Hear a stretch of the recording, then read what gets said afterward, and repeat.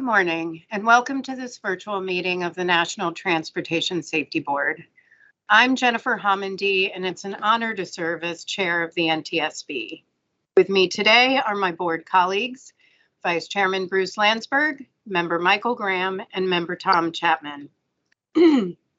Today's meeting is open to the public in accordance with the Government and the Sunshine Act. This morning, we will deliberate the bus roadway departure and rollover in Pala Mesa, San Diego County, California, which occurred on February 22nd, 2020. At about 10:23 a.m. Pacific Standard Time, during moderate rainfall, a 30-passenger bus left the southbound lanes of Interstate 15 just past a bridge over the San Luis Rey River and overturned in Pala Mesa.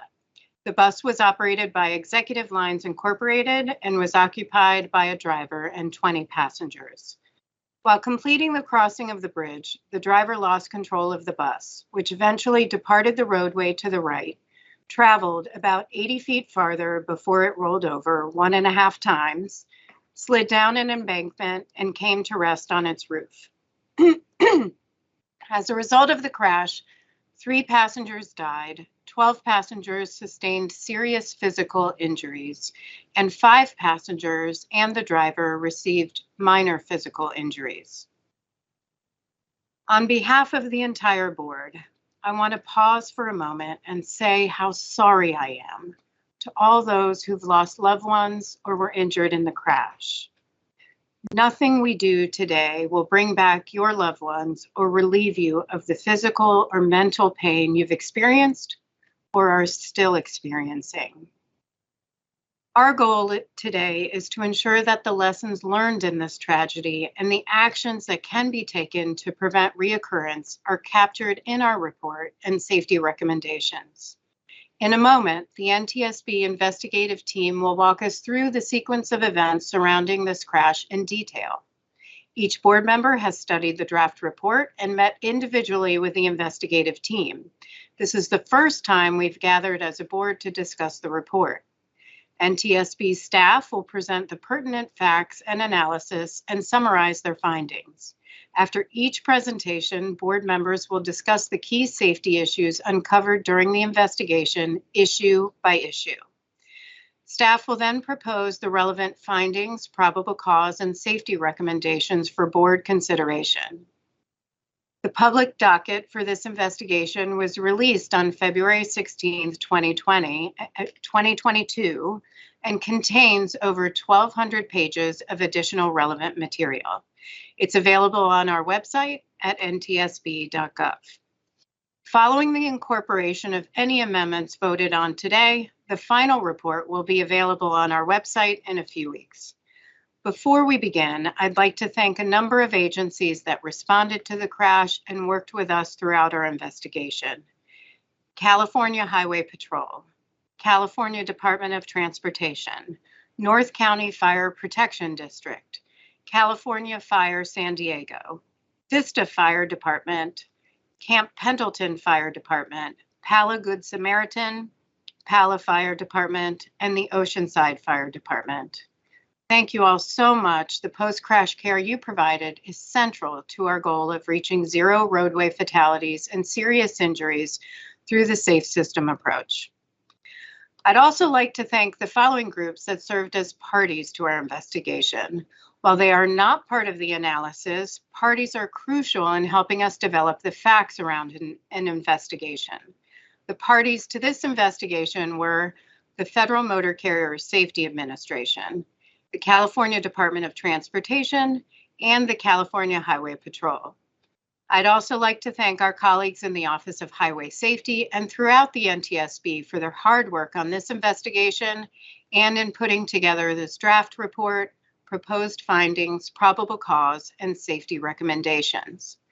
With that, I'd now like to recognize my board colleagues for introduction, beginning with Vice Chairman Landsberg.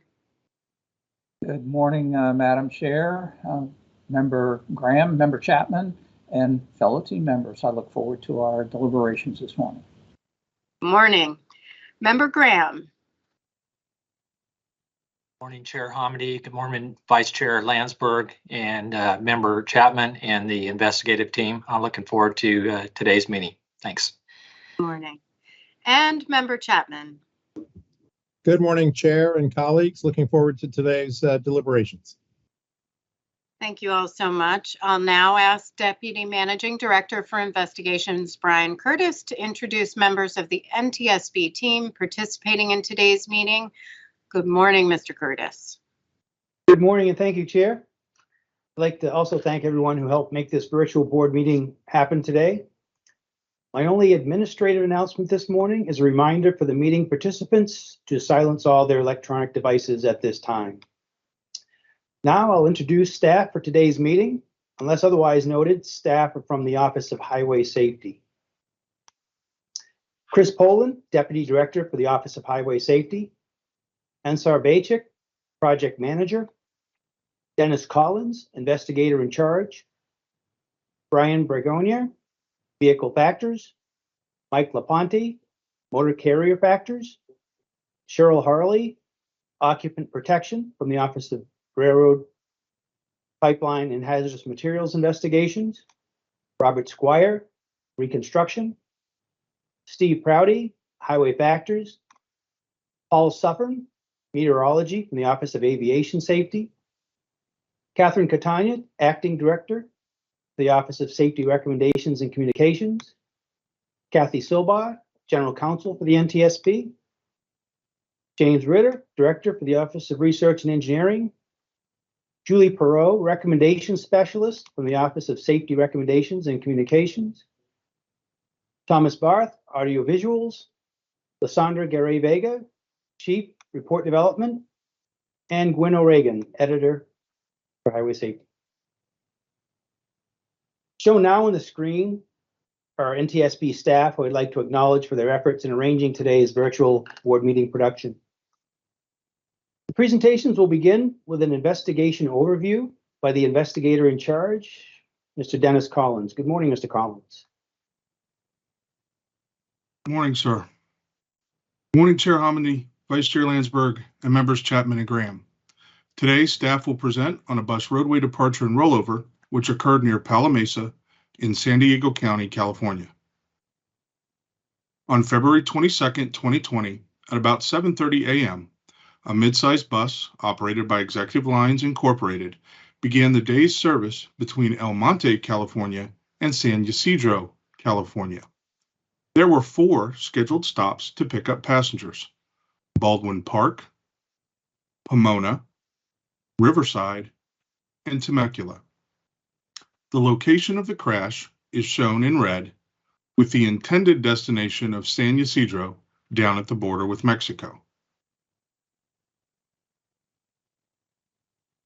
As the bus departed Temecula and headed south on Interstate 15, it was occupied by the driver and 20 passengers. The bus was completing its crossing of the San Luis Rey River, at about 10:23 a.m. when, according to the driver, it began to drift left. The driver attempted to regain control, but the bus rotated clockwise, departed the roadway to the right, rolled 1.5 times, and came to rest on its roof. The bus at final rest is shown by the red box. Data from the engine control module indicates the bus was going about 74 miles per hour and the driver applied the brakes. Roadway evidence indicates the driver applied the brakes and steered sharply to the right. There were reports of moderate rain at the time and the roadway was wet. This picture is a closer view of the bus at final rest. As a result of the crash, 3 passengers were killed, 12 were seriously injured, and 5 sustained minor injuries. The driver sustained minor injuries. These 2 pictures show the bus in an impound lot after recovery from the scene. Extensive damage to the vehicle can be seen, including crush to and displacement of the roof. Ms. Harley will discuss this in greater detail in her presentation. This slide lists the investigative and on-scene staff. This slide shows the staff involved in the development of the report. The Federal Motor Carrier Safety Administration, the California Highway Patrol, and the California Department of Transportation were parties to the investigation. As a result of the investigation, staff was able to exclude several factors as causal or contributory in this crash. These were the emergency response, which was timely and adequate, highway factors, specifically friction and drainage, which were both found to be good. For the driver, we excluded licensing and driving experience, cell phone use, and alcohol or other drug use. We were also able to exclude the mechanical condition of the bus, except for the tires, which will be discussed by Mr. Bergonier. Staff identified 3 safety issues associated with tire safety and wet roadway driving: driving at safer speeds on wet roadways, ensuring the adequacy of tread tire depth standards for commercial vehicles, and maintaining safe tread tire depths on commercial vehicles. Staff also identified 2 additional safety issues associated with occupant protection: the lack of roof strength standards for certain buses, and the necessity of increasing seatbelt usage on buses. Following my presentation, Mr. Bergonier will present on tread depth standards, and encouraging safer speeds. Mr. LaPonte will present on tire maintenance and policies to ensure safe tread depth. And Ms. Harley will present on bus roof strength standards and seatbelt use. To begin, I'd like to turn it over to Mr. Bergonier. Brian?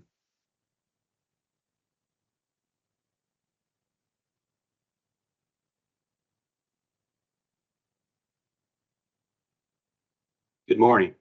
In this presentation, I will give an overview of the roadway in the area of the crash, and we'll discuss vehicle speed, driver input, and the condition of the tires on the General Coach America bus at the time of the crash. I will address how technology, such as electronic stability control, may have mitigated this crash. I will outline the National Highway Traffic Safety Administration, or NTSB, tire standards, and the Federal Motor Carrier Safety Administration, or Fmcsa, regulations. I will also include State of California tire law. Finally, I will discuss research conducted by NTSB and others regarding tire tread depth and its effect on vehicle stability and handling. As staff examined many factors that could have contributed to the crash, several were identified as potentially playing a role. I will discuss 4 of those factors: the wet roadway, the vehicle speed, the driver's actions, and the tread depth on the vehicle's tires. The roadway was wet due to rain, but there was no evidence of pooling, standing water, or poor drainage. With respect to vehicle speed, data from the bus indicates it was going approximately 74 miles an hour. This was above the speed limit, but was consistent with the flow of traffic. At the beginning of the crash sequence, the bus data showed the driver applied brakes, steered sharply to the right. In general, these actions would not help the driver regain control of the vehicle and may make the loss of control worse. I will discuss the final factor, tread depth, in the following slides. The bus was manufactured in 2 stages. The first build stage was a Freightliner chassis, known in the industry as an incomplete vehicle or commercial cutaway. The second build stage consisted of configuring the vehicle with a 30-passenger bus body, which was completed by General Coach America. The bus had a gross vehicle weight rating of 29,000 pounds with 2 axles. On the rear axle, the bus had dual tires. The bus was not equipped with one existing safety technology that may have mitigated this crash: electronic stability control, or ESC. ESC helps maintain vehicle control during steering maneuvers by detecting understeer and oversteer, then reduces vehicle speed through engine throttle or brake applications at specific wheel ends. This does not increase available friction between tires and roadway, but may prevent exceeding traction limits by slowing the vehicle. At the time of manufacture, this bus was not required to be equipped with ESC. However, similar buses manufactured after August 1st of 2019 are required to have ESC. Had the bus been equipped with ESC, the system would have assisted the driver in maintaining control, possibly preventing the crash.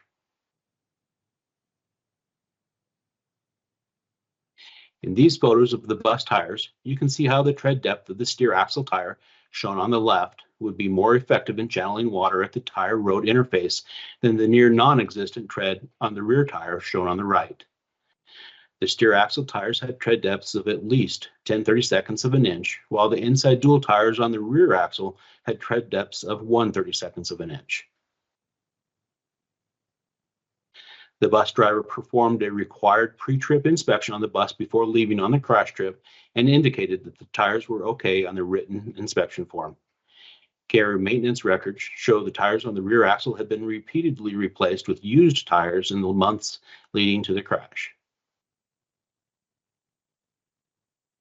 Over 50 years ago, NTSB promulgated 49 Code of Federal Regulations, Part 570, which are vehicle and use inspection standards.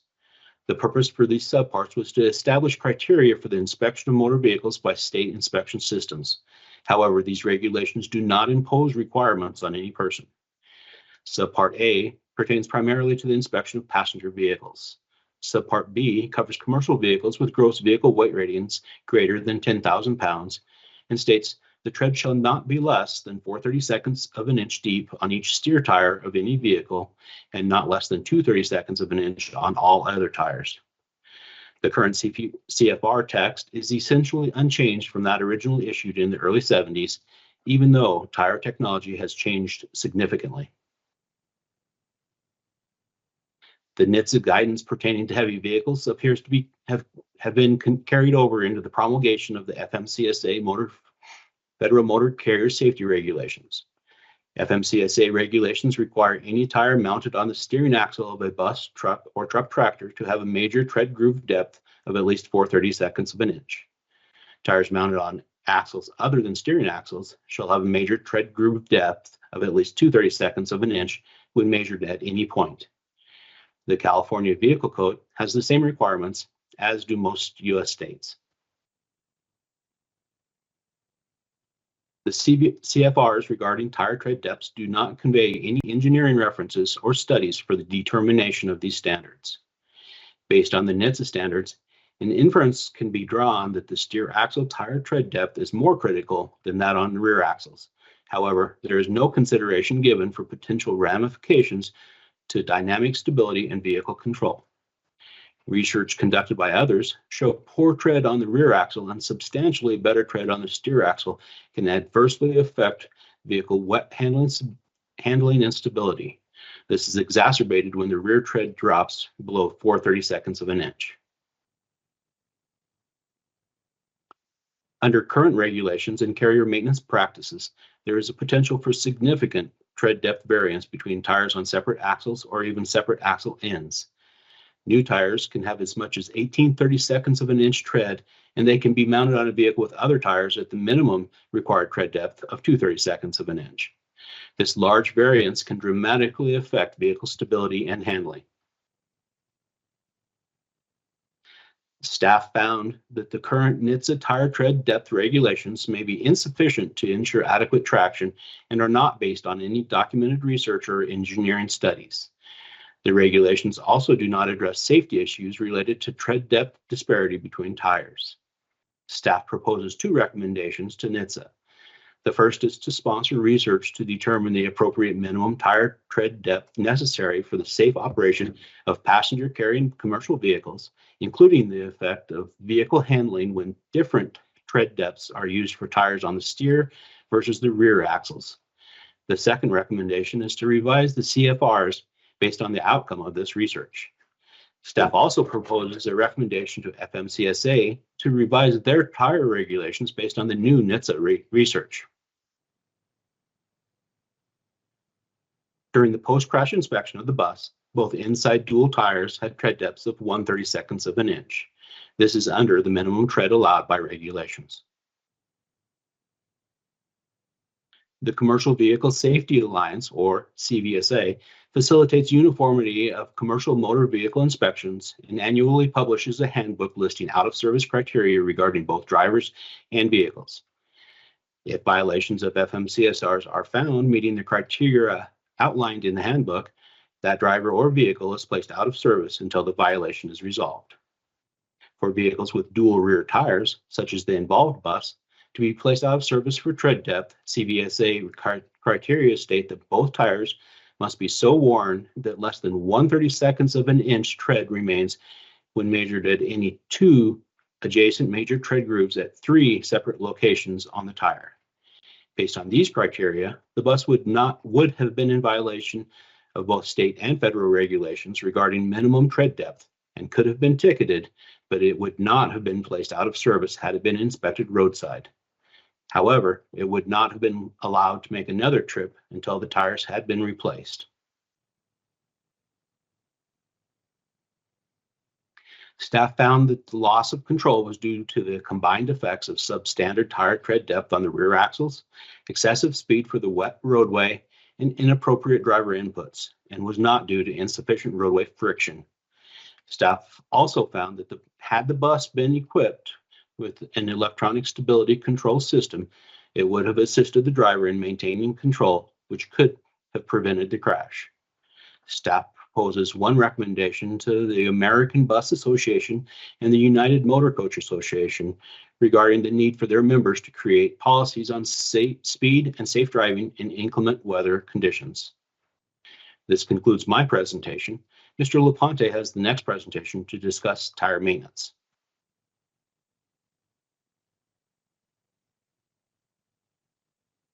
Good morning, Chair Hominy and members of the board.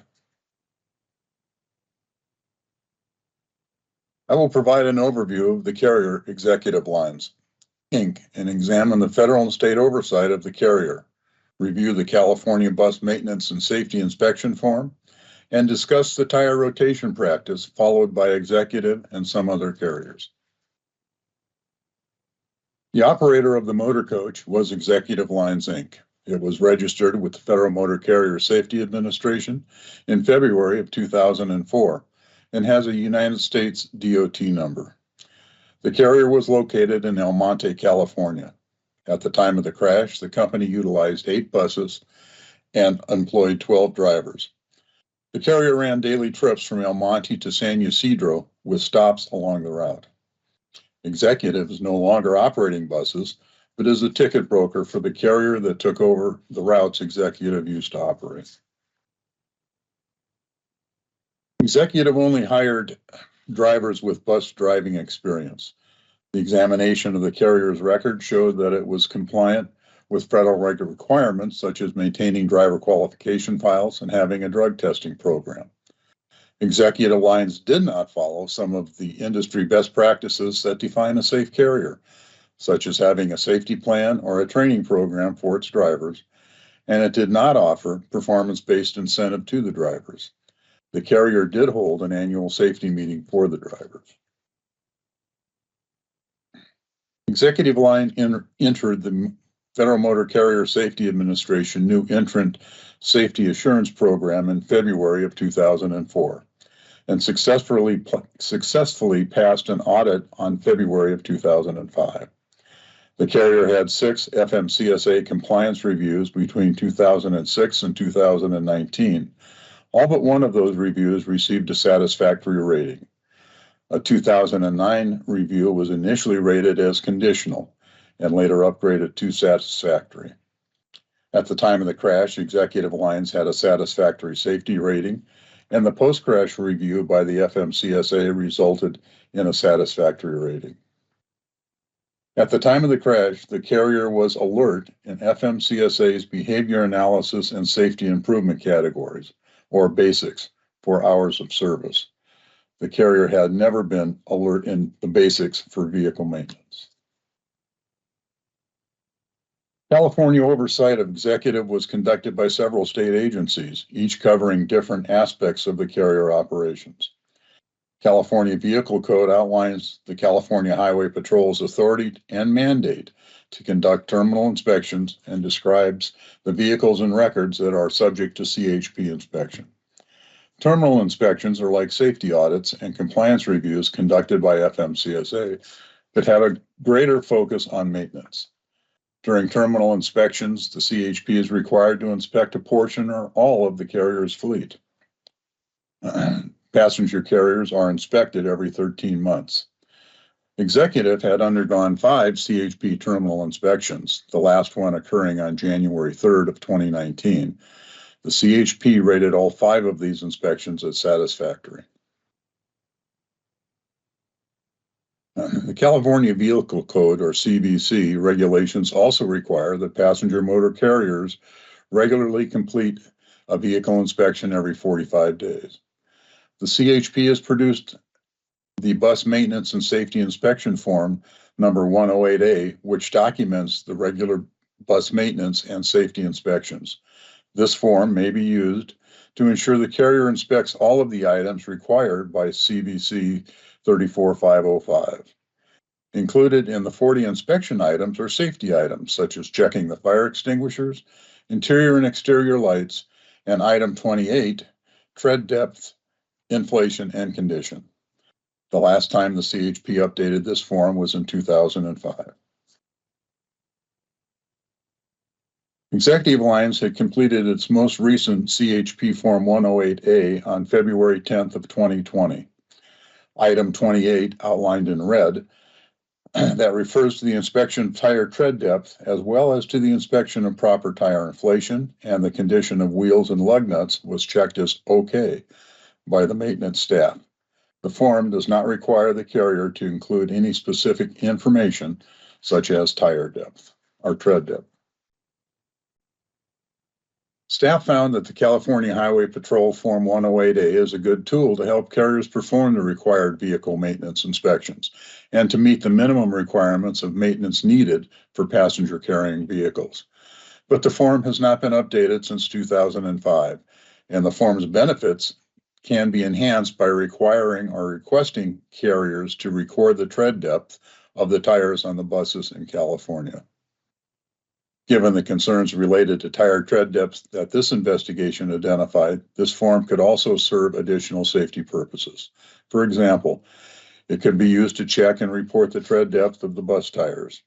Adding this information to the form would force carriers to pay attention to tire tread depth because they would have to measure and record them at each inspection.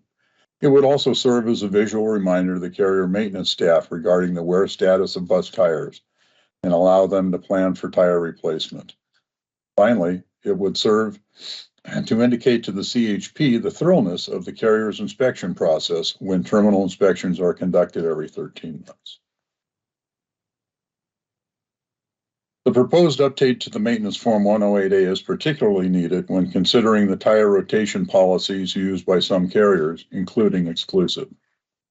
NTSB investigators inquired with the carrier's owner and its maintenance staff about the company's policy on tire maintenance and rotation. They stated that the standard practice included removing the steering axle tires when the tread depth reached 5/32 of an inch and placing them on the rear axle wheels until their tread depth reached 2/32 of an inch, at which point they would be removed from service. However, the 2 inside rear tires on the crash bus still remained in service. The 4 rear tires on the crash bus were replaced twice in the months prior to the crash. According to the United Motor Coach Association Maintenance Council, this practice of replacing tires on the rear axles with used tires from the steer axle is followed by some other motor carriers as well. But this practice is not recommended by the UMA or the U.S. Tire Manufacturers Association.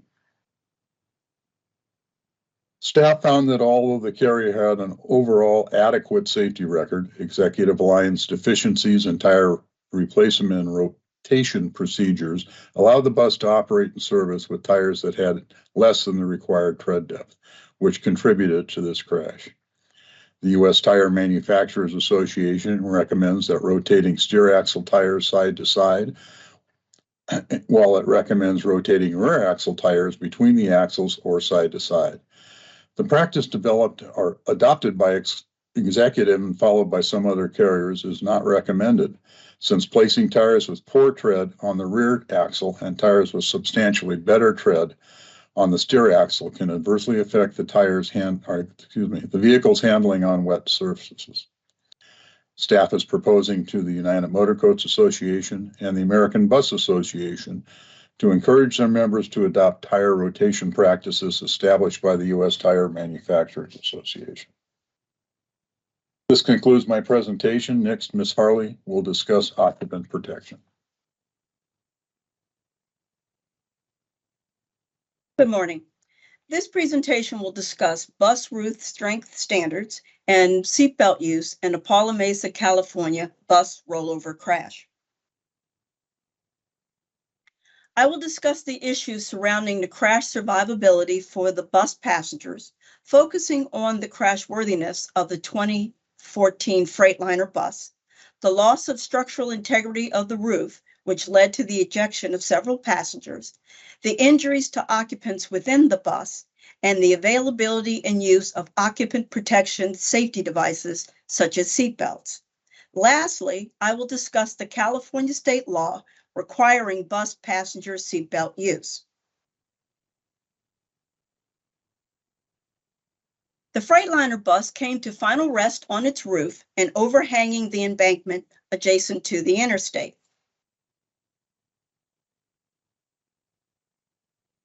Crashworthiness is the ability of a vehicle to maintain its shape, prevent the occupant's exposure to the exterior environment, and protect the occupants contained within the vehicle.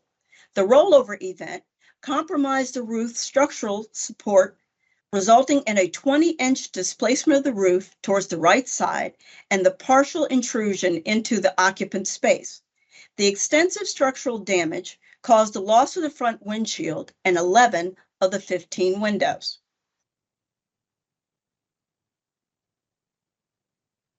This slide shows an interior view of the bus from the rear looking forward. Interior structural deformation included the reduction of the interior height of the bus by 30 inches in the front of the bus and approximately by 11 inches in the rear. At the midway point along the bus's length, the width of the bus was reduced by 4 inches. Damage to interior structures such as overhead luggage bins, passenger seats, and the overhead video monitors was caused by the impact with unrestrained passengers.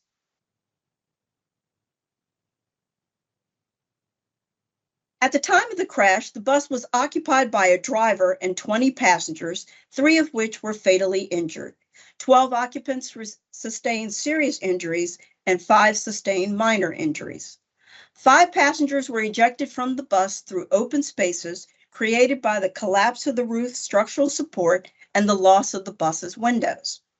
Only 1 passenger was found to have been properly restrained by the lap shoulder belts installed in the bus. 2 passengers secured only the lap portion of their seatbelt, which became unfastened during the rollover event, resulting in both passengers being thrown from their seats. Investigators were unable to find any other evidence of seatbelt use by the bus passengers.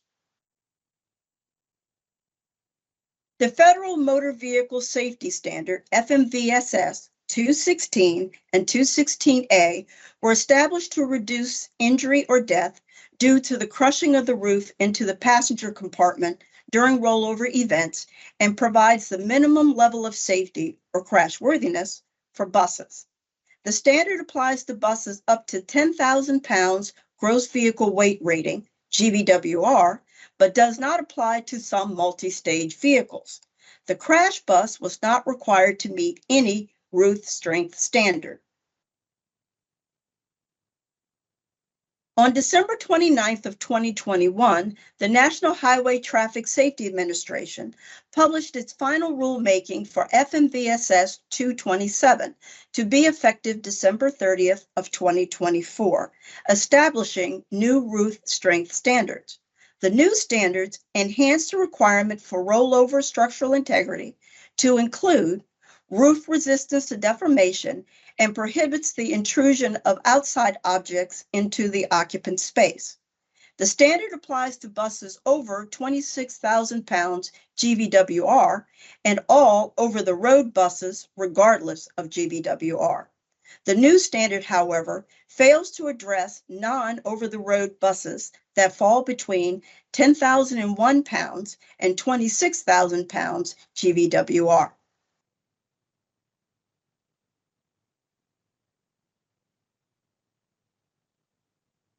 For over 20 years, the NTSB has conducted numerous investigations into bus collisions with rollover events.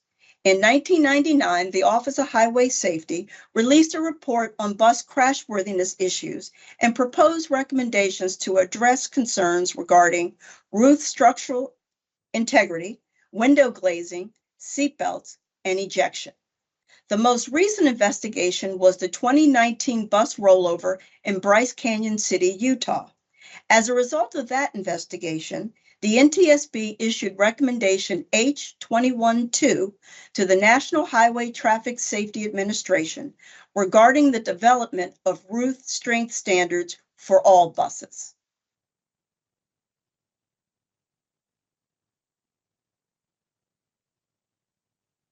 California is, excuse me.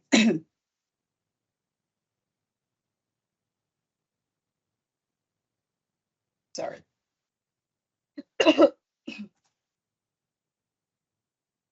At the time of the crash, the federal standards regarding bus roof strengths did not apply to all passenger-carrying buses. The crash bus did not meet the Fmcsa qualifications and neither met nor was required to meet the standards as outlined in Fmcsa 216 and 216A. The lack of crashworthiness resulted in the failure of the structural integrity of the roof and facilitated the ejection of the passengers and the injuries sustained. Staff proposes the reiteration of recommendation H212 to the National Highway Traffic Safety Administration regarding all newly manufactured buses with a gross vehicle weight rating above 10,000 pounds to meet a roof strength standard. California is a primary seatbelt use state. This means that the failure to wear a seatbelt requires no other instigating violation before enforcement action can be taken. In October of 2017, California enacted a law that required all passengers riding on a bus equipped with seatbelts to wear the safety device. The law also sets down penalties for failure to comply with the regulation. The law requires motor carriers to instruct their drivers to notify passengers of the requirement to wear the seatbelts and a penalty for failure to do so, or to affix placards and/or signs that are clearly visible and easy to read in multiple conspicuous locations on the bus to inform passengers of the mandatory seatbelt use law. In the Pala Mesa crash, most of the passengers were unaware that the bus was equipped with seatbelts or were unrestrained. The driver did not notify the passengers of the requirement to wear the seatbelts that were provided. No placards or signs were affixed to the bus to inform passengers of the mandatory seatbelt use law. The bus company owner stated he was unaware of the California vehicle law requiring the use of seatbelts. Staff proposes two recommendations to the California Highway Patrol to implement an educational program and verify carrier adherence to the California mandatory seatbelt laws. One recommendation to the American Bus Association and the United Motor Coach Association to inform their members of the California mandatory seatbelt use law. This concludes staff's presentations. Staff will be happy to take your questions. Thank you so much, Mr. Collins, Mr. Brogonier, Mr. LaPonte, and Ms. Harley. Will now turn to board member questions focused on two major safety issues NTSB identified in this investigation and just presented. First, tire safety and wet roadway driving, and second, occupant protection. Before we consider the draft findings, we'll also entertain a final round of questions or any other safety issue that board members would like to raise. The purpose of this discussion and focused deliberation is to highlight those areas where we believe we can make the biggest difference to improve safety. Some members may have comments on every safety issue and some may not. So we'll begin the discussion on the first issue, tire safety and wet roadway conditions, with Vice Chairman Landsberg. Thank you, Chair, and Thank you, colleagues, for a good report. You know, it seems pretty obvious that it's a good thing to slow down when the roads are wet. And looking at the California Driver's Handbook, they state specifically that rain and snow can make roads slippery, and your tires may not have the grip that they need, which all seems pretty obvious. And it says, drive more slowly than you would on a dry road, adjust your speed for different conditions, and for a wet road, slow down between 5 and 10 miles per hour. But the general guidance seems to be that one should be moving with the speed of traffic. So how do we deal with this inconsistency, particularly when an awful lot of people don't pay any attention to what the road conditions are?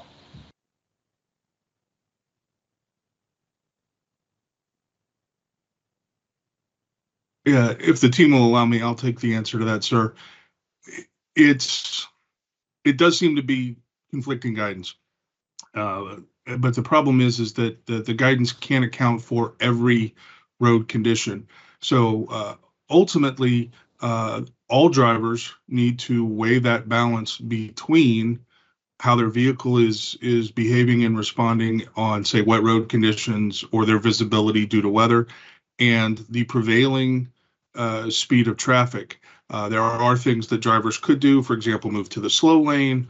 I'm sure we've all seen that hazards on to indicate they're moving slower, but ultimately that risk decision needs to be made by the driver.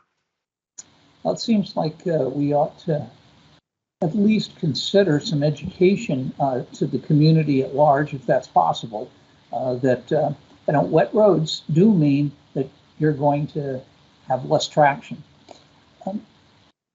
What science is there to support the minimum required tread depth on commercial vehicle tires, in this case, to 30 of an inch? Go ahead, Bob. Primarily what has been introduced was back in the late 60s, early 70s. There was a lot of research. Mostly it began with looking at aircraft tires on flooded runways. And the early research tended to show that there was a substantial loss of friction when the tire tread depth hit 2/32. And really at 1/32, they said it was, it showed it virtually just like having no tread. There's been a lot of improvement since then, and really beginning early 2000s, a lot more research dealing with tires and mostly passenger car tires. So this kind of leads us into our recommendation to start looking at commercial vehicle tires, but they perform a lot in the same way. But there was a lot more research beginning in the 90s in the 2000s dealing with wet weather handling, the disparity between front and rear tread depths, and also the viability of tread depth and how, as tread depth decreases, traction goes down. And a lot of the research has shown that you begin to see a lot of drop off around 4/32 of an inch. So the basis of the current regulation is based on what, 50-year-old quote research on aviation tires? Is that correct? It would appear that way. We did see some research beginning in the early 70s through the mid 70s dealing with passenger car tires, but primarily a lot of the original horn work and everything dealt with aircraft tires. Okay. What do the tire manufacturers have to say about this? Obviously, they should know more about tires than anybody else and how their products are going to perform.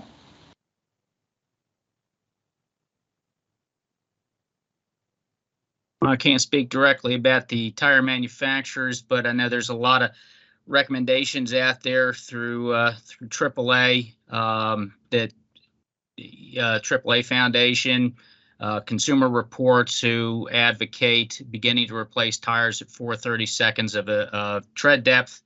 I know Michelin has done some public awareness videos with regard to tread depth, having good tires with good tread depth on the rear as opposed to the front.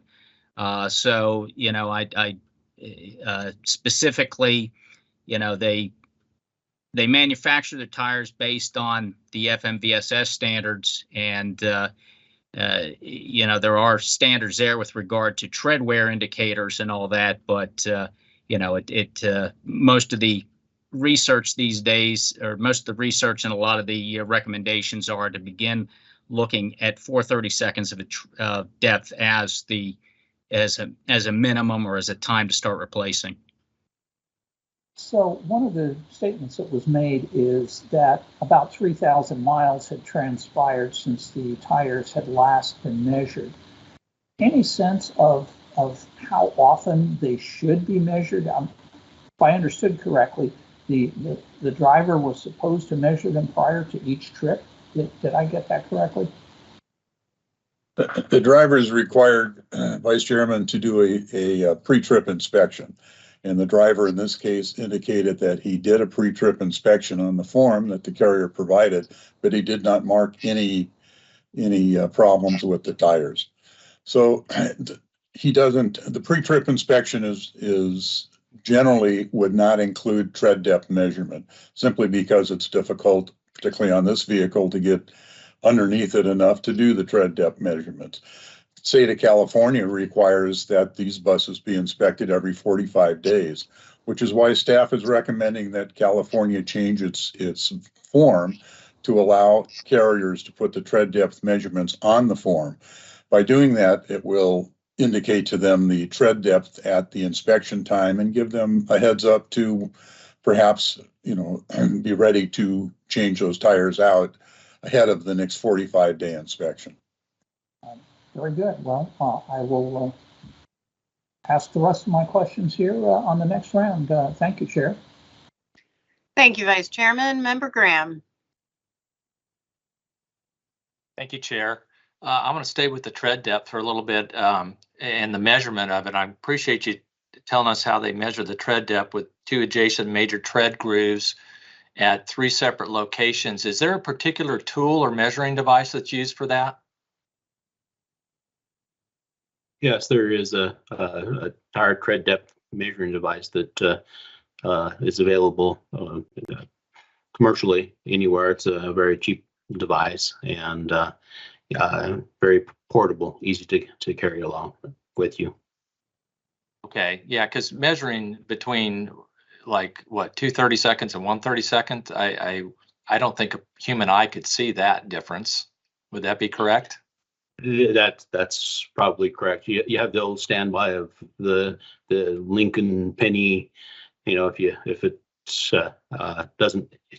hits its head, it doesn't need to be replaced, type of a thing. But obviously, we would use an actual tire tread depth gauge. Okay, and then I believe Mr. Laponte had actually said that a typical bus driver would not be required to carry a measuring device for measuring tires. Is that correct? Well, whether or not he's required to do it, he's required to do that pre-trip inspection. A professional driver should take a look at those tires. And like Mr. Begonia says, the tire tread depth measuring tool is about this big. It's, you know, fits in your pocket. So it's not an onerous piece of equipment to lug around with you. A professional driver would do more than just thump the tires to ensure that there was air pressure in it, and would look at, to the event or to the greatest extent he could, look at the tire tread depth. Great, thank you for that answer. I want to move over to the electronic stability control for just a minute. In the presentation, staff said that the newly manufactured buses after, I believe it's August 1st of 2019, are required to have electronic stability control. Obviously, this bus was dated 2014, I believe. Does that requirement include all weight ranges of buses?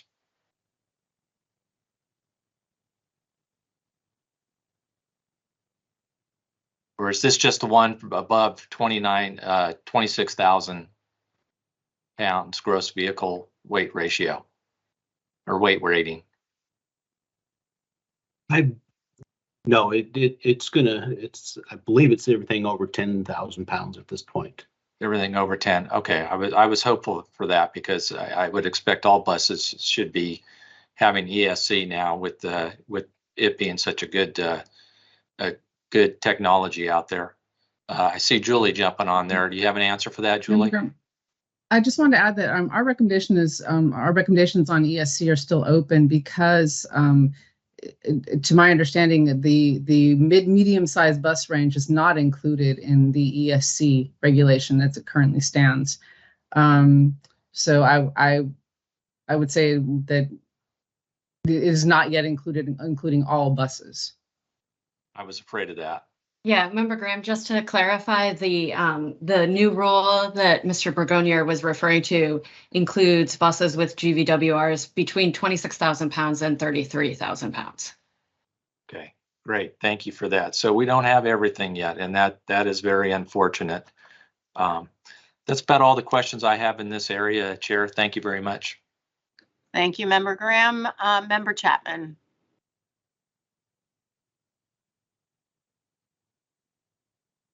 Thank you, Chair. And I want to begin by expressing my appreciation to our team for working with me to strengthen one of the proposed recommendations, which we'll consider during today's meetings. That proposed recommendation now calls on the American Bus Association and the United Motor Coaches Association to affirmatively encourage their members to adopt policies on speed and safe driving on wet roadways. I support this more activist approach on the part of the leading trade organizations, and I thank our team for their good work on this. We'll discuss and potentially adopt a total of 3 recommendations issued to the American Bus Association and the United Motor Coach Association. Each would call on the trade associations to communicate important safety information to their memberships. Now, while I understand that ABA and UMA represent the majority of U.S. operators, some operators are not members. Are there approaches that can be helpful to ensure that the intent of our recommendations are met with respect to operators who are not trade association members? Member Chapman, in terms of in the state of California, staff proposed that the CHP do an educational program to these smaller bus companies that traditionally are not members of the national trade organizations, so that they can benefit from that educational input from the CHP. Okay, so we're going to need to rely on outreach programs by state agencies or perhaps by federal agencies, but it's a little harder to get to some of those folks, some of those smaller operators, especially, I gather, and that certainly makes sense. Do we know whether Executive Lines was a member of either of these 2 major trade organizations? It was not. We checked that during the investigation process, and they were not a member of either of those organizations, nor were they a member of the California Bus Association, which is an offshoot of UMA. And primarily because of the cost involved in becoming members, they were not. That's, again, why staff is recommending the CHP undertake an educational program for these carriers. Understand. So this is the kind of operator that I'm focused on here, which is the folks that are a little bit harder to reach in terms of these sorts of important safety communications. Moving on, the Federal Highway Administration statistics indicate that an annual average of 19,158, just a little over 19,000 fatalities, resulted from roadway departures during the years 2016 and 2018. That's 19,000 annually. FHWA asserts that roughly half of highway fatalities are attributed to roadway departures. Do those numbers comport with our understanding of the situation? And are there typical or common circumstances which result in fatalities following a roadway departure? For example, hitting a fixed object or a rollover, as in this crash.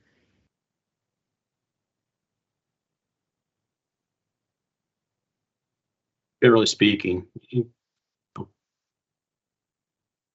when a vehicle leaves the road, one of the major causes of injury is a vehicle roadway, a vehicle rollover, and so I think that's one of the reasons that we're really advocating for the ESC component of this particular crash. Mr. Collins? Thanks, Brian. I just wanted to add that the statistics you quote are in line with statistics staff is aware of, and that there are many approaches that can be used. As Brian said, the harmful event, once you depart the roadway, is usually striking some sort of fixed object or rolling over, and that the problem of runoff road crashes is addressed using a safe system approach. There are engineering controls for the roadway. There are vehicle-based systems, as Brian pointed out, the ESC, which is why the board's made such recommendations in the past. And then other programs also attack the runoff the road as well. Distraction, fatigue, and impairment can often be found to be an underlying cause of the roadway departure to begin with. So the mitigating countermeasures are related to roadway infrastructure, vehicle features, and driver performance. And certainly that makes sense, certainly understand that. But there can also sometimes, with respect to roadway infrastructure, for example, there can be unintended negative consequences, I believe, resulting from installation of features such as stronger or additional guardrails. Is that correct? Yes, sir. Generally speaking, that's correct. If you create a barrier that might be able to, on the edge of the roadway, that might be able to redirect or maintain heavier vehicles on the roadway, the consequences can be worse, say, for a motorcycle rider or a lighter passenger car. So that is a trade-off that's considered very carefully by the DOTs when they determine what sort of features they're going to put in place. Thanks very much, and apologies, Chair, for going over on my time. Thanks very much, Member Chapman. I am going to read the following statement to Mr. Collins, and if you could state whether you agree, yes or no, that would be helpful. A driver may be unable to inspect the tread depths of a large vehicle's inside tires because they are not easily visible or accessible. True or not true? Yes, ma'am, I would believe that would be a true statement. Thank you. I wanted to follow up on something Mr. LaPonte seemed to infer to Member Graham earlier. We have in our draft report a statement that the driver may not be able to inspect the tire tread depths, and that was stated earlier in the staff presentation. And in fact, even if you could determine it was 1/32 of an inch or 2/32 of an inch, I think, Mr. Squire, you talked about the tire rotation practice and that you actually see loss of traction at 4/32 of an inch. Is that accurate? That's correct. A lot of the prevailing research was once it drops below 4/32, you begin to see drop off in tire traction. Okay, thanks very much. The driver stated in his interview that he conducted a pre-trip inspection. Are there federal or state standards for pre-trip inspections? The states have, there's a federal standard. It's not a standard per se, but there is a federal process you use to do a pre-trip inspection that is primarily put out by CVSA. The states have adopted it. The state of California includes inspection training in order to get a CDL. So there is a general consensus of what that inspection should entail. And most carriers require, particularly passenger carriers, require a pre-trip as well as a post-trip inspection. And this carrier required that. The driver filled out a form that stated he inspected the vehicle prior to that trip, but he did not make any notation about the tire issues, even though he, in his interview, did say. Understood, Mr. LaPonte. So on that, under federal and state standards, are there, you said they aren't really a standard, but does it lay out exactly what should be reviewed in a pre-trip inspection? In the California CDL manual, they have a whole section on inspections, and it lays out step by step the items you're supposed to look at in the inspection process. Great. And did executive lines provide training to its personnel on how to conduct pre-trip inspections and what should be looked at as part of pre-trip inspections? They did not. They did not have any in-house training at all. Thank you so much. And should drivers, just generally, should motor carrier drivers, I know you have significant experience I believe you were a driver at some point, but I know you have significant experience in this area. So should motor carrier drivers receive training on pre-trip inspections as part of other training? Absolutely, because it's like any other thing you do. You have to do it continually in order to maintain your skill at doing it. So they should have updates in terms of what's required and what isn't required. And most carriers will do that if for no other reason, to show their drivers the idiosyncrasies of their equipment in terms of inspecting it.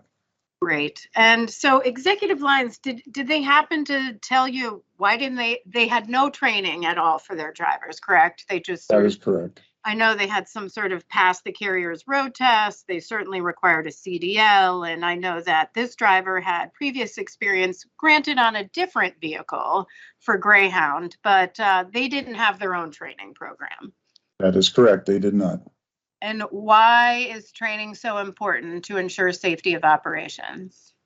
Because training keeps the drivers aware of changing conditions and make sure that they are doing what they should be doing at all stages of safe operation.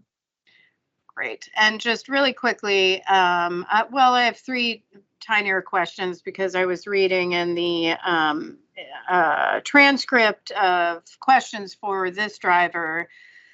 What did the driver report regarding access to air for drivers and I know this has nothing to do with this particular crash, but I'm just wondering. Well, this driver picked up the bus at the maintenance facility, and normally maintenance facilities would have an air system to air up tires should they need to be aired up. Again, unless the driver measures the air pressure at the time of the pre-trip inspection, he's not necessarily going to know that the tire is either underinflated or overinflated. And how many maintenance staff does executive lines employ? They only employed one maintenance director / mechanic. Was the maintenance staff person on duty that day that this was picked up? Not at the time the bus was picked up. He usually came in, according to his statements, about 8:30 in the morning. Okay, perfect. Thank you so much. And we're going to turn back to Vice Chairman Landsberg. Thank you, Chair. Just a couple of quick questions. How accurate are the tread depth measurement tools? And are they, I guess they're easy to use, but are they accurate? I mean, this seems like a kind of a rudimentary device. Does it work well? Yeah, they're very accurate. Obviously, depending on the quality that you choose to purchase, they'd be more or less accurate. But all they're doing is measuring between 1/30 seconds and 18/30 seconds or whatever it may be, and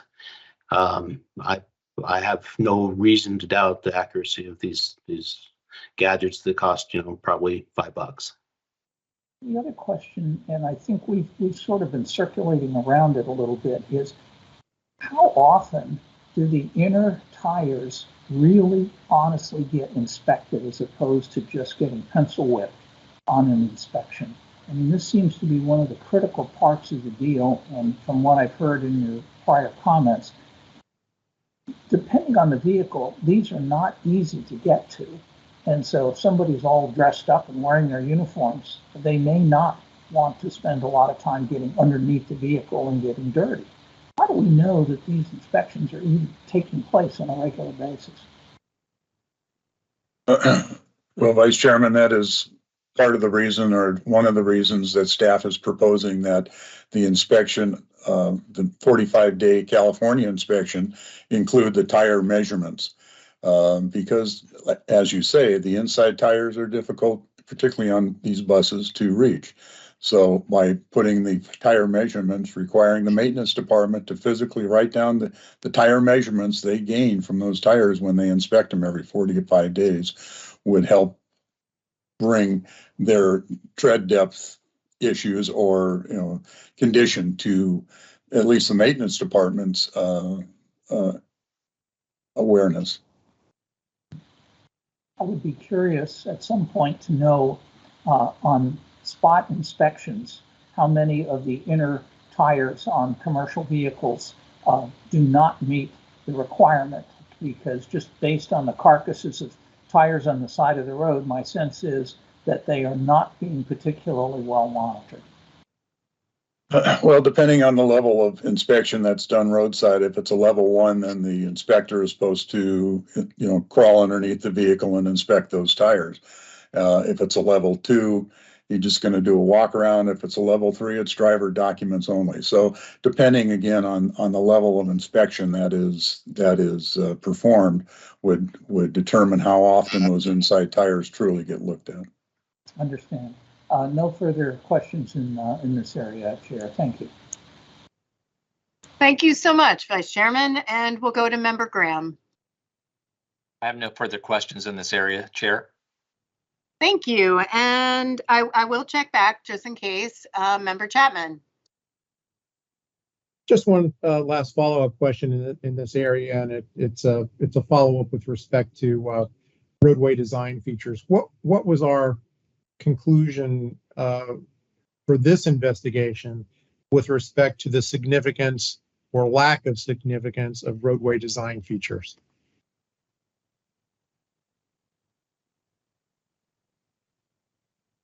Morning, and thank you for the question.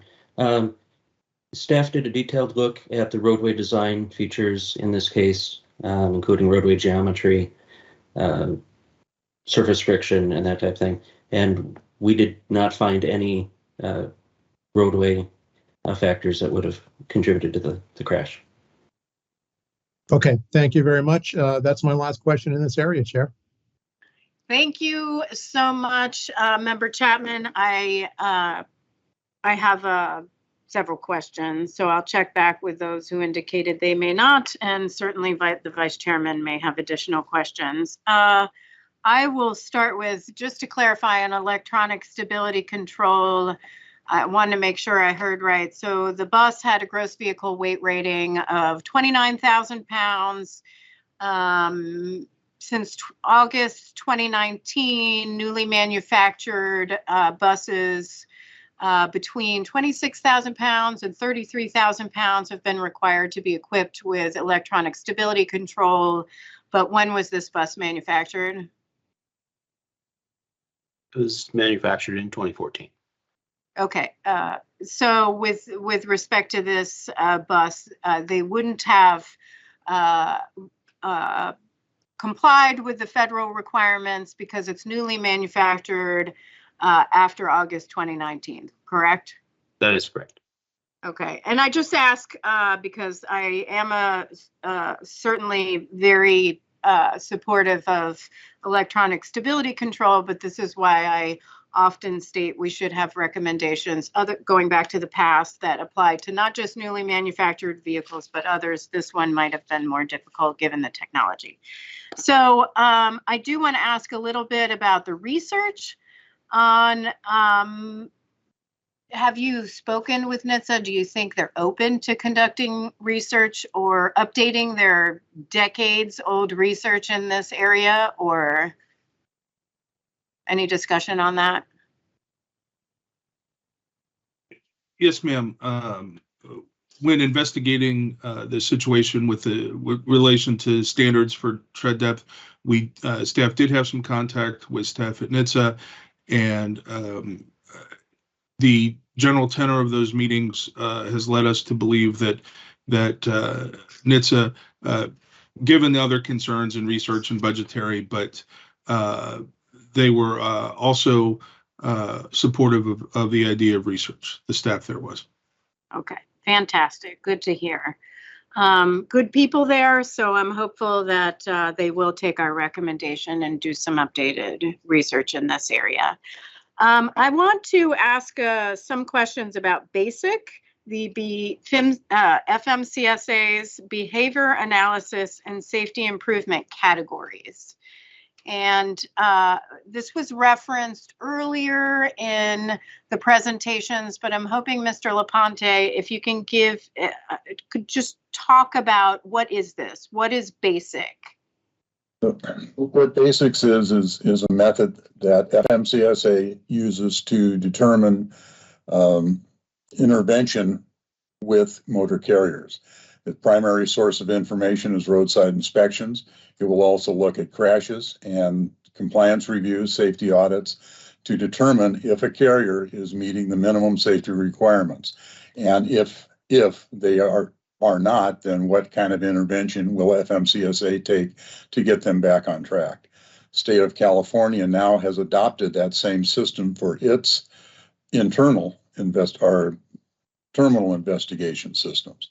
So basically, the basics are divided into six or seven areas: unsafe driving, crash indicator, hours of service, vehicle maintenance, controlled substances and alcohol testing, hazardous materials compliance, which does not apply to every carrier, obviously, and driver fitness. And based on roadside inspections over a period of time, every violation that is noted at a roadside inspection is put into one of those categories and then assigned a weight. So for instance, in just the carrier that we're discussing, executive lines, their SMS printout showed them having 6 violations and hours of service. Most of those violations had a weight of 1 because the violations were more of a paper keeping or record keeping violation than something else. But they add those scores up, and if they hit a percentile, which for passenger carriers is 65% in maintenance, then they are alert in that basic.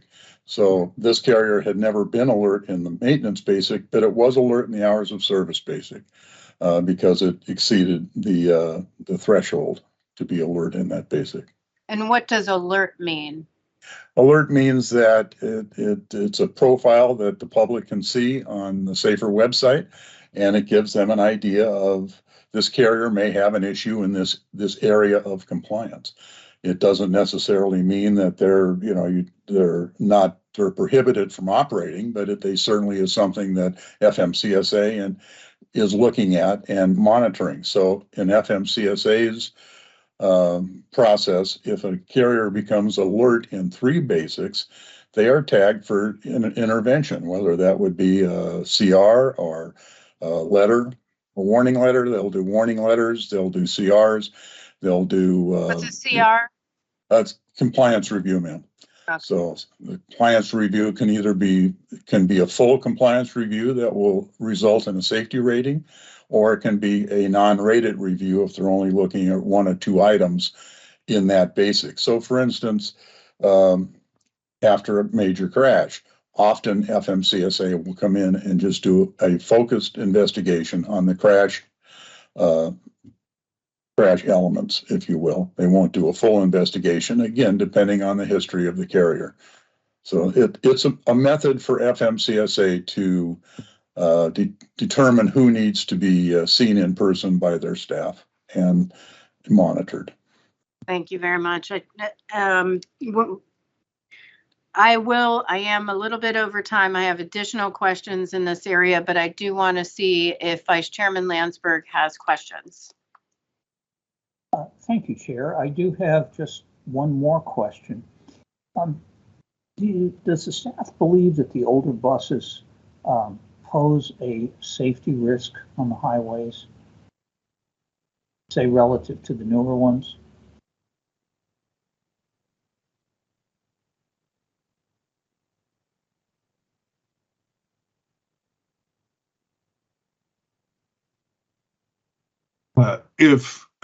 I'll start with an answer for that, sir, and perhaps NSAR can also chime in.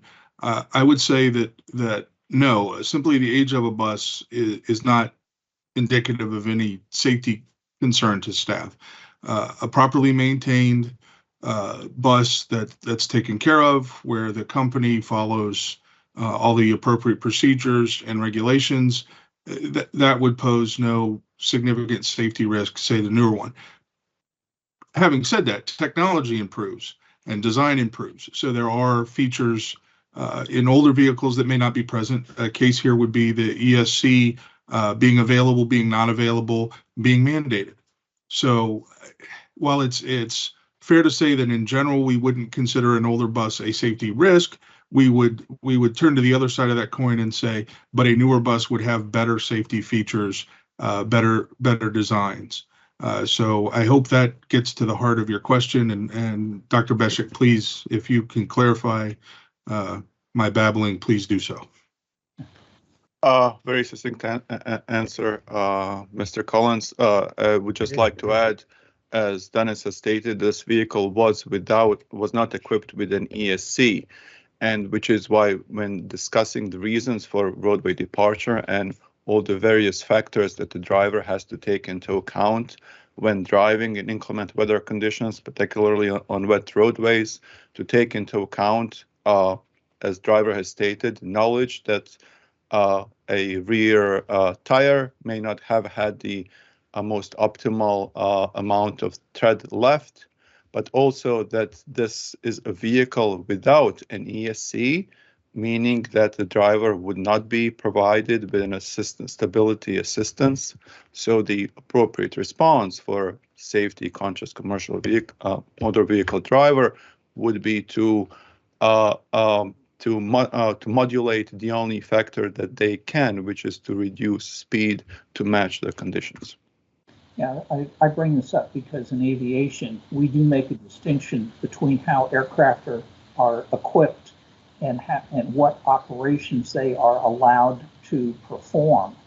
So that's, I think, one of the reasons why aviation has such a superb safety record pretty much across the board. So just a thought and something to keep in mind in the education process for drivers. And I think Dr. Vesic has explained well that the only thing that the driver has control over is the speed, which means if it's a non-ESC equipped vehicle, they need to be slowing down perhaps a bit more than a vehicle that is equipped with ESC. I think that exhausts my questions in this area, Chair. Thank you. Thank you, Vice Chairman. And before I continue on, I want to check with Member Graham and Member Chapman to see if they have questions. I have no further questions in this area, Chair. Thank you. Member Chapman? And no questions from me, Chair. Thanks. Okay, great. Just returning back to FMCSA's safety rating for carriers. And this is a little bit different of a time period, but I'm talking about a document that is in our docket on the safety measurement system and basic status for this carrier. And it's based on a 24-month record ending January 31st, 2020. So it's a little bit different than some of the specific areas we focus on in the report. And according to this document, it says that this carrier had 20 driver inspections for hours of service compliance and 6 hours of service compliance violation. We mentioned 7 in our report because it's a different time frame.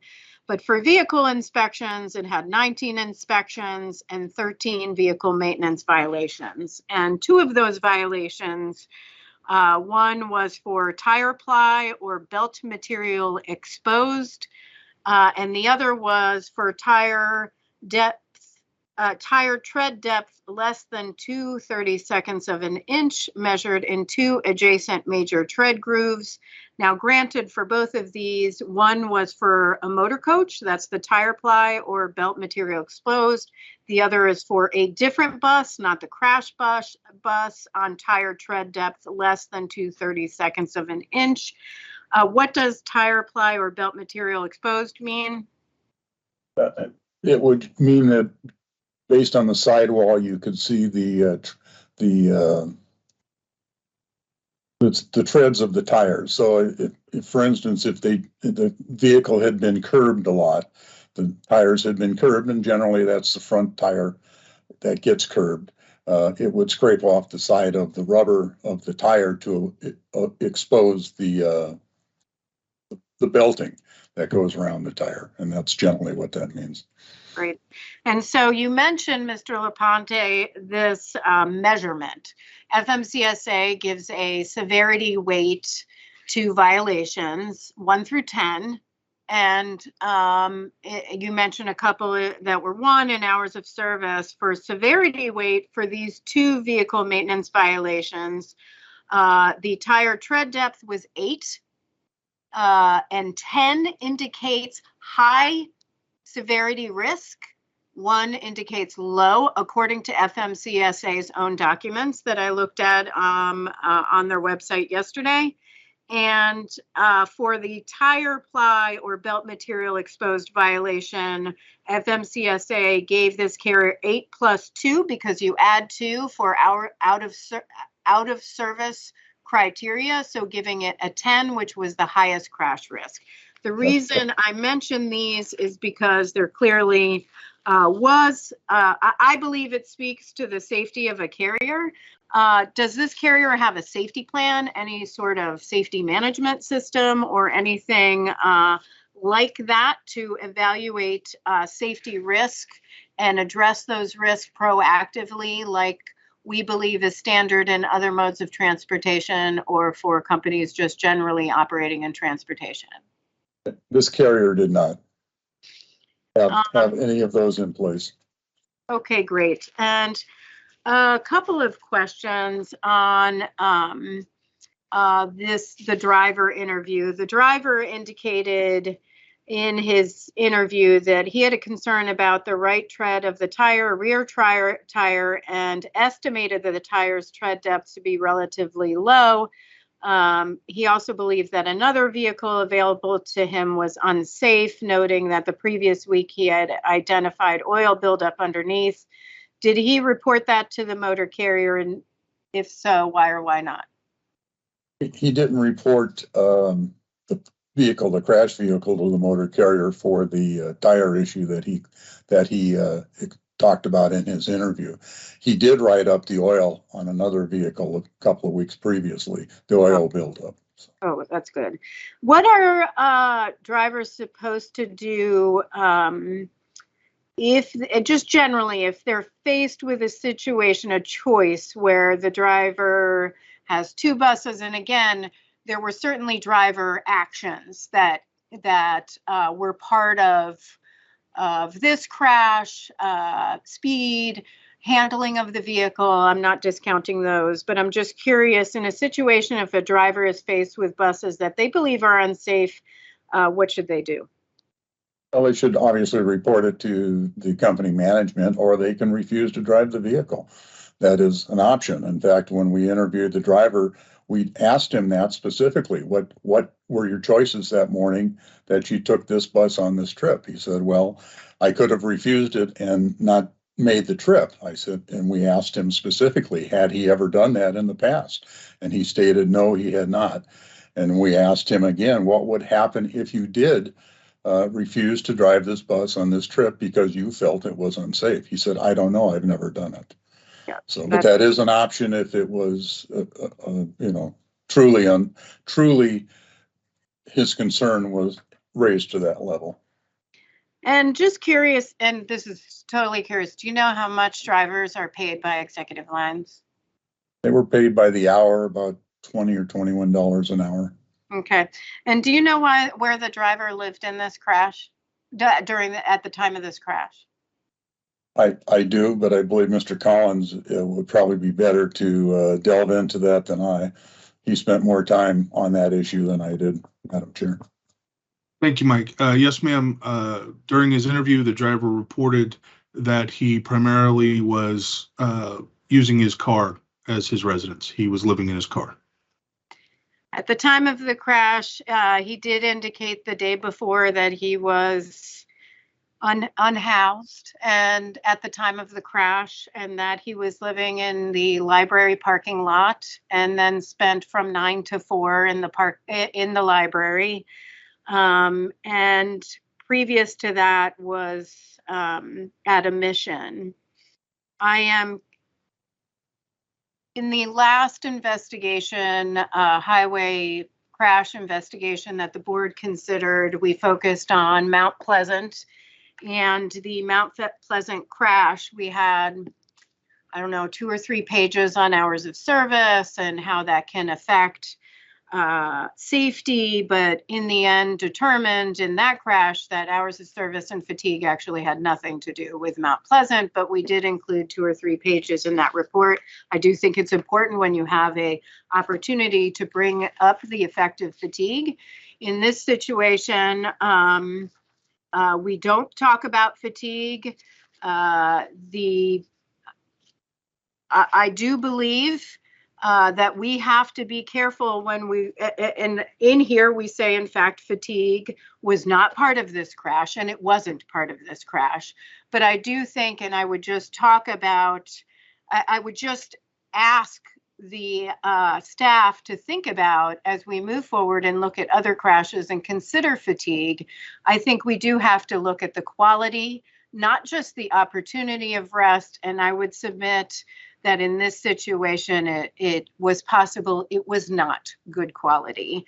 So with that, I do not have additional questions on this issue. So I just want to check with fellow board members to see if anybody else has any other questions in this issue area. Nothing from here, Chair. All right. Hearing none from anybody else, the board will now discuss the second safety issue, which is occupant protection. And Miss Harley, you are up. So I will start with Vice Chairman Landsberg. Thank you, Chair. So, Ms. Harley, it would seem at this point in vehicle design, it would be logical for all highway vehicles to have rollover protection to ensure a survivable space. Could you discuss any recommendations we have in this area? Thank you for the question, sir.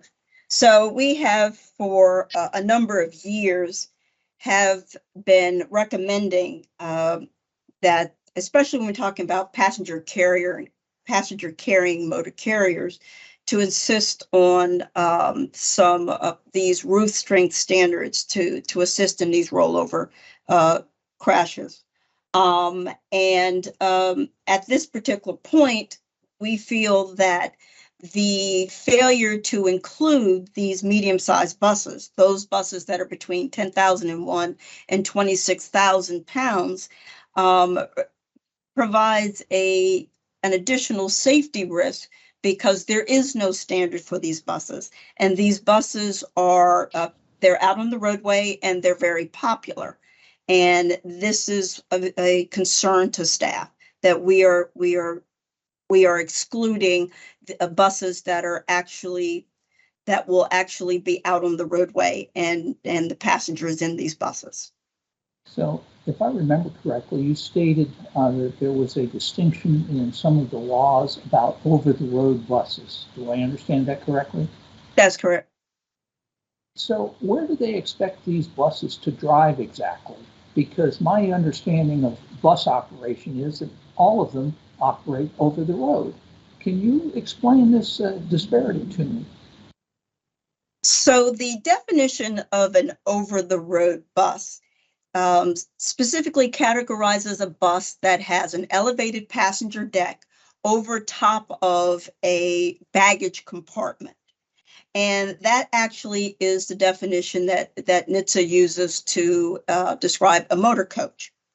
And as a result of that, whereas a motor coach is in fact an over-the-road bus, what we fail to realize is that not every over-the-road bus will be a motor coach.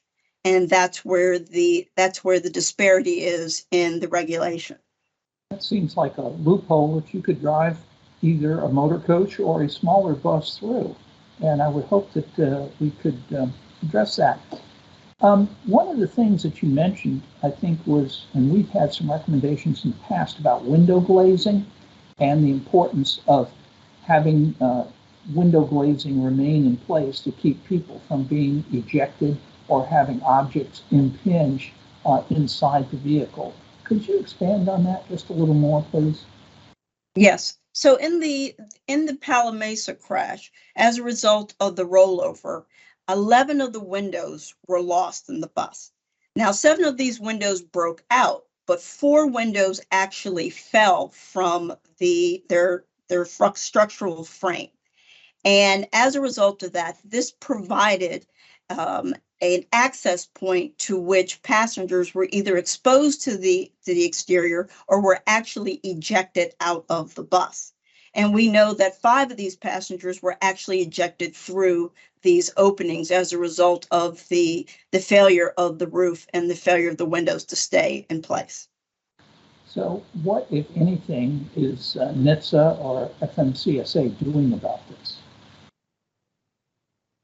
So that's a very good question. So NTSA's plan for motor coaches first addressed having lap shoulder belts in all over-the-road buses and other large buses over 26,000 pounds.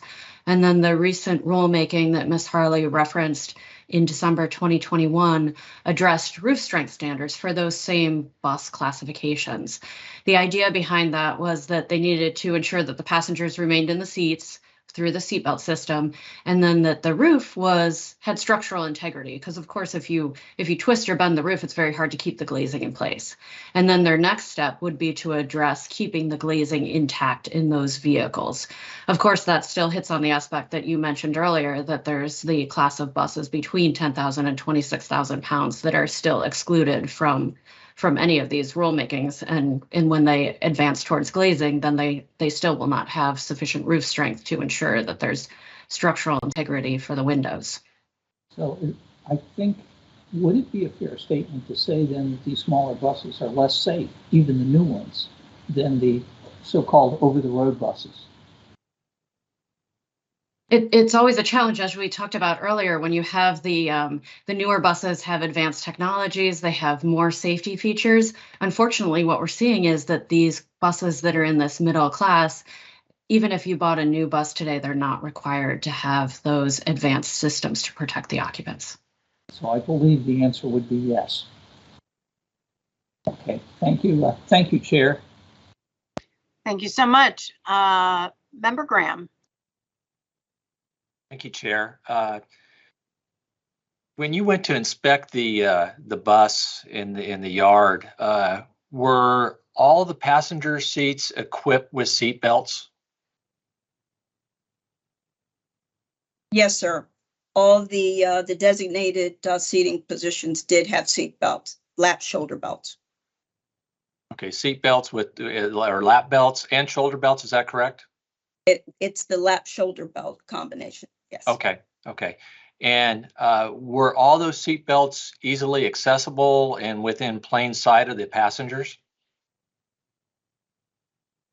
So the seat belts were in plain sight, and I will say easily accessible. During the inspection, what we found is several of the seat belts we were not able to access, but that was because of structural damage of the bus. Yeah, well, it's interesting because reading through the passenger interviews, many of them said that the seats were not equipped with seat belts or they're unaware, and that's unfortunate because they were there, weren't they? And many of your pictures of the crash site and the crash bus do show that. You stated, and I'm just adding up here, looking at the injuries to the passengers here. 3 fatal injuries, 12 serious injuries, and 5 minor injuries. So that basically every passenger, if it was not a fatality, had some sort of injury. And you said that there was only one passenger that was properly seat belted. Can you describe the extent of that passenger's injuries who was properly seat belted? Yes, sir. So the passenger that was properly belted was a female passenger. And as a result of her being belted, she actually remained in her seat when the bus rolled over, and she only sustained minor injuries. Excellent. Thank you for that. In your presentation for everybody, you talk about California bus passenger safety laws, and there's 2 obligations, passenger obligation and motor carrier obligation. I want to talk a little bit about the passenger obligation. In 2000, I think it was October 2017, California adopted legislation that provides for primary enforcement of a requirement that bus passengers use the available seatbelts. Based on that law, was it required for all passengers to wear their seatbelts? Yes, it was required for passengers to wear their seatbelts. And then you also talked about a penalty for violation. Does that California law allow for each non-belted passenger on the bus to be ticketed? That's correct. That is correct. So despite a California law that requires all passengers to wear a seatbelt, only one passenger of the 20 passengers was properly restrained. This is a travesty. It's incumbent upon everyone who is in a vehicle to put on a seatbelt. In 2019, 47% of passenger vehicle occupants killed in traffic crashes were unrestrained. That's almost half. This crash is another in a series of crashes that the NTSB continues to investigate, in which serious and fatal injuries could have been prevented had the occupants simply worn their seatbelt. I have a few more questions, but I will come back to them in the next round. Thank you, Chair. Thank you. Member Chapman. Thank you, Chair. And thank you all very much for helping us understand the various categories of buses. I do want to just go back over that a little bit. I know some of this has been covered, but I want to make sure I understand it completely. So an over-the-road bus is a subset of the category of motor coaches. Is that correct? So the definition of the over-the-road bus is what Fmcsa has adopted. They don't actually have a separate definition for motor coach. NTSA also uses the over-the-road bus definition as the definition for a motor coach. Okay. And then a medium-sized bus, these are buses between 10,000 and 26,000, correct? At 10,001 to 26,000, that is correct. And then school buses are a category all to themselves in terms of the regulatory standards. That is correct. So which category applies to this 30-passenger Freightliner bus, which had, I believe, a gross vehicle weight rating of 29,000 pounds? So at the time, the crash bus was not required to meet the standard because it was not considered an over-the-road bus. And that was because it did not have a luggage compartment underneath the passenger deck. The new standard that was adopted and will come into effect December of 2024 will now cover this crash bus because of the bus size, and it doesn't matter that it's not an over-the-road bus. Okay. Thank you. As you all have explained, and as we know, important aspects of vehicle crashworthiness, such as the capacity to maintain roof structure integrity, are mandated through the Federal Motor Vehicle Safety Standards, and those are promulgated by NTSA. But the application of crashworthiness requirements varies across vehicle types, For example, there's a basic standard that applies to passenger cars and multi-purpose passenger vehicles and trucks and buses with gross vehicle weight ratings of 10,000 pounds or less. But at the time of this crash, no other requirements for maintaining structural integrity during rollover crashes applied to buses such as the one involved in this crash.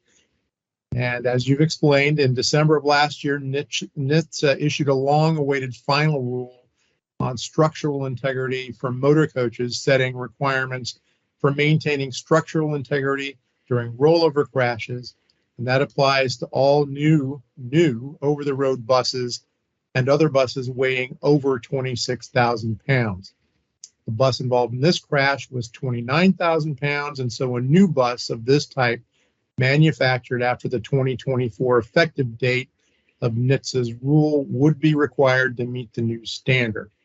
So there's been some important progress, but still we're left with an important safety gap when it comes to the structural standards applicable to medium-sized buses weighing between 10,000 and 26,000 pounds. And again, you've explained that, and this is not an academic issue, because I'm told that approximately 15,000 medium-sized buses are manufactured each year. What we're advocating, and we'll reiterate in a recommendation today, is that NTSB address this safety gap by promulgating an appropriate standard that's applicable to medium-sized buses. Do I have all that correct? Yes, you have that. You have that correct. And in that rulemaking that came out in December, because NTSB had previously advocated for these medium-sized buses to be included in that rulemaking did address NTSB's points and brought up just what you talked about, that there are more medium-sized buses, and yet they may not have quite as high of numbers of fatalities as large buses or the buses that meet the over-the-road definition. But as you stated earlier, there's no requirement right now for these buses to have roof strength, and we think that's unacceptable. Yeah, and I think for me, this is the certainly one of the most, and I would argue the most significant lesson to be learned coming out of this investigation. While this bus doesn't fall in that category, we still have a very important gap with respect to the standards applicable to medium-sized buses between 10,000 and 26,000 pounds. There's some 15,000 manufactured annually. So I'm hopeful that we will see some action on this going forward. And I thank you all for your work in this area. Thanks, Chair. Thank you very much, Member Chapman. And I just want to, I want to reiterate it's a statement in the draft report, which I think is really telling. And it's as follows. 13 of the 16 passengers who investigators determined were not wearing or were improperly wearing their seatbelts sustained fatal or serious injuries. The one passenger, which Member Graham asked about, who was properly wearing a seatbelt, sustained only minor injuries. And I think that's crucial. Seatbelts save lives. I know it from personal experience. When I was 19 years old, I was in a crash. I was in the front seat as a passenger. Someone went in our lane and hit us head on, and half my seatbelt in my friend's car was broken. I was not wearing a seatbelt. I hit the windshield, went to the trauma center, and was seriously injured. When I was in a crash this past November and was rear-ended, I was wearing my seatbelt, and the structure of the vehicle, certainly many improvements over the last decade, that vehicle and that seatbelt saved my life. Seatbelts save lives. The one question I want to ask is on the two passengers who were improperly belted. And if I reading it right, what ended up happening is they had the lap part on, but took the shoulder part and put it behind them, correct? Is that right? No, ma'am, that's Oh. incorrect. The two passengers during the interview advised that they were unaware that it was actually a lap shoulder belt. They thought it was a lap only belt, and the two gentlemen secured the lap portion of the belt and said they did not see the shoulder portion. Well, okay, so our report says with the upper portion of the seatbelts behind their shoulders. Is that what? Well, the shoulder portion of the seatbelt would have been behind them because it was not across their body. But Okay.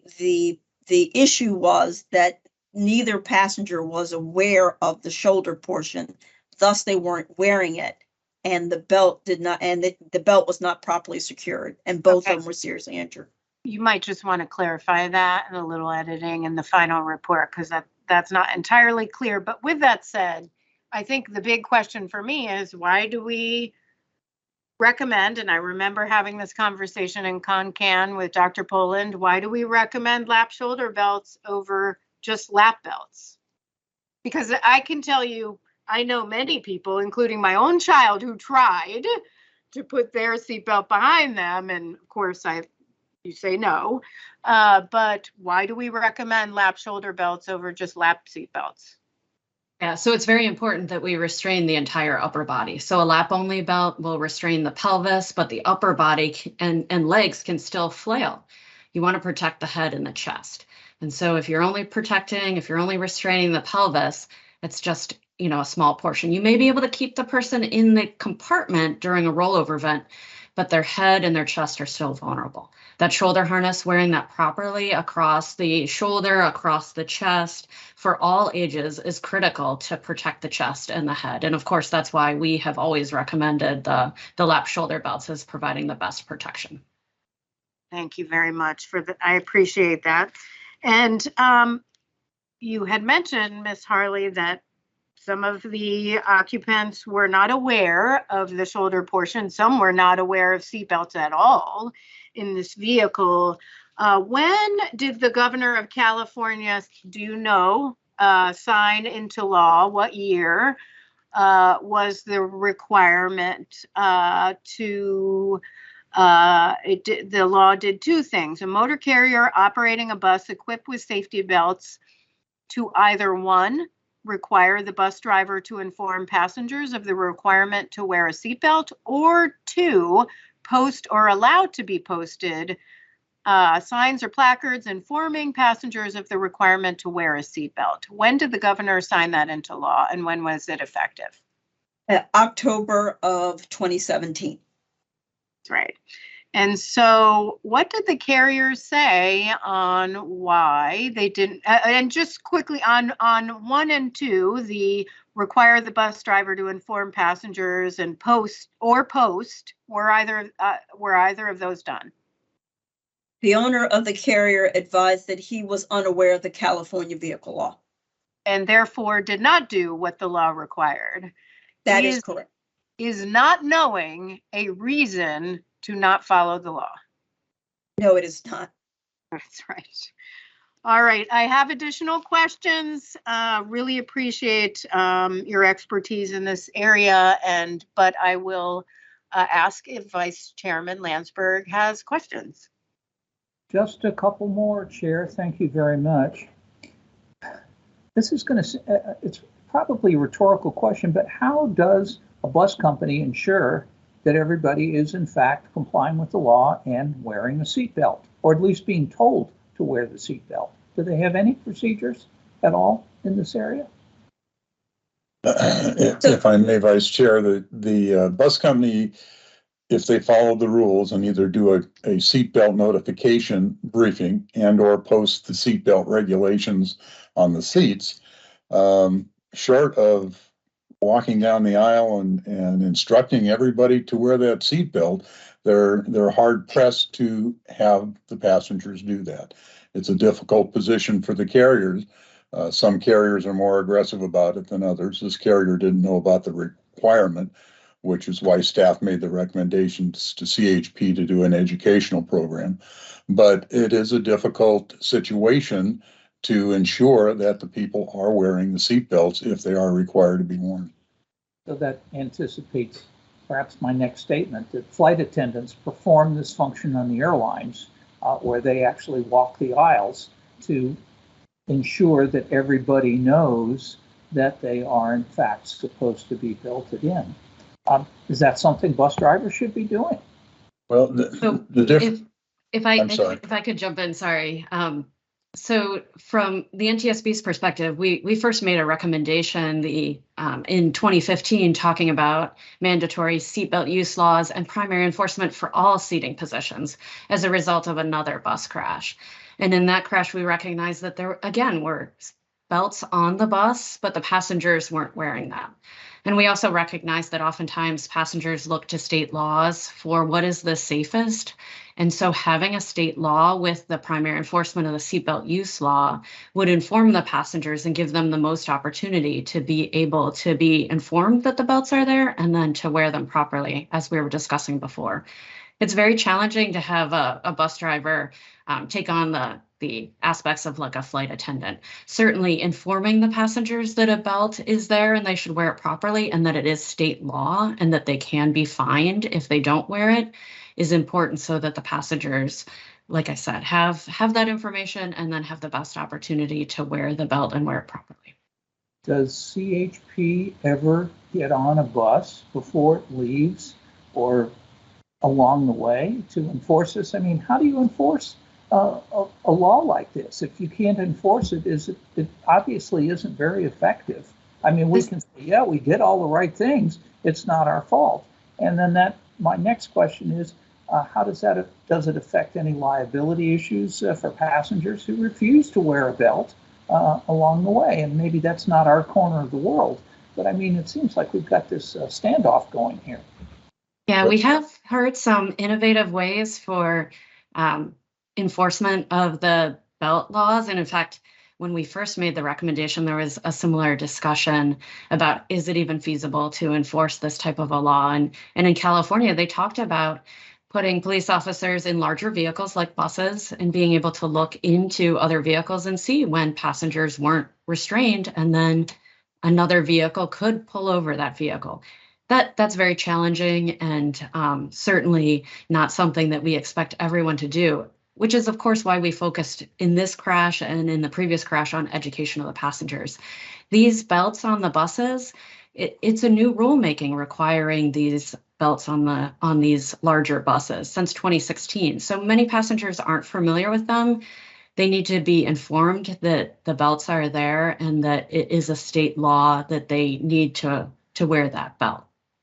So it seems like it might make sense to require a placard on the back at each seating location, visible to the passenger, that says you are required to wear a belt and it is enforceable by law, and go from there. If you don't want the bus driver to do it, at least that way you have ensured that the passenger is in fact aware.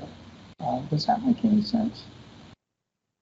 So we have looked at placards and opportunities to provide information. Certainly, we've talked about pre-trip safety briefings and previously made a recommendation to Fmcsa to require the pre-trip safety briefing. So ways to educate the passengers. Again, I feel like it's very important to draw the passengers' attention to these belts. Fmcsa, while they haven't required these pre-trip safety briefings, they have provided materials that motor carriers can use in these briefings. And of course, as we talked about earlier, there is the California law that's requiring the notification of the belts and or the placards on the buses. And that's why we think it's important to have that education program as we've proposed in the recommendation for the California Highway Patrol to enact. Just one last question, if I may ask the chair's indulgence. How many states have primary enforcement seatbelt laws on these kinds of vehicles? Yeah, that's a good question. So there are states that include buses in their definition of motor vehicles. And so they do have the opportunity to have primary enforcement of mandatory seatbelt use laws. But from our research, we believe that California is the most progressive. They specifically call out those buses, and then they have the additional law that we referenced earlier that has the requirements for the motor carriers to inform the bus passengers of the need and the state law to wear the belts. Understand. No further questions, Chair. Thank you. Thank you. Member Graham. Thank you, Chair. I don't want to belabor this point on the California bus passenger safety laws. I talked about the passenger obligation to start with, and then you've all, starting with the chair and the vice chair, talked about the motor carrier obligation. And they were obligated to notify the passengers regarding mandatory use of the seatbelt law, of the seatbelts. And they were supposed to have posted placards and or signs. They did not have either. And when you asked them about it, they said they were unaware of the law. Well, I just want to remind everybody watching that ignorance of the law is not an excuse. Executive lines had a responsibility to follow California's vehicle codes, and they failed to do so.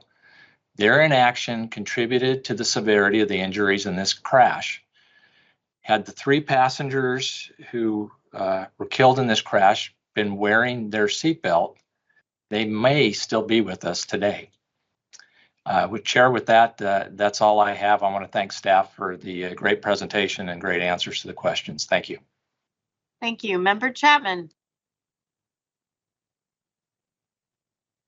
Chair, I have one last question. It's for Dr. Poland, and this is kind of a broad question. I apologize. It might be putting you on the spot, but I know this is a subject near and dear to your heart. All of us at NTSB are strong proponents of the safe systems approach to traffic safety. Would you please discuss how the safe systems approach might prevent or mitigate similar crashes going forward?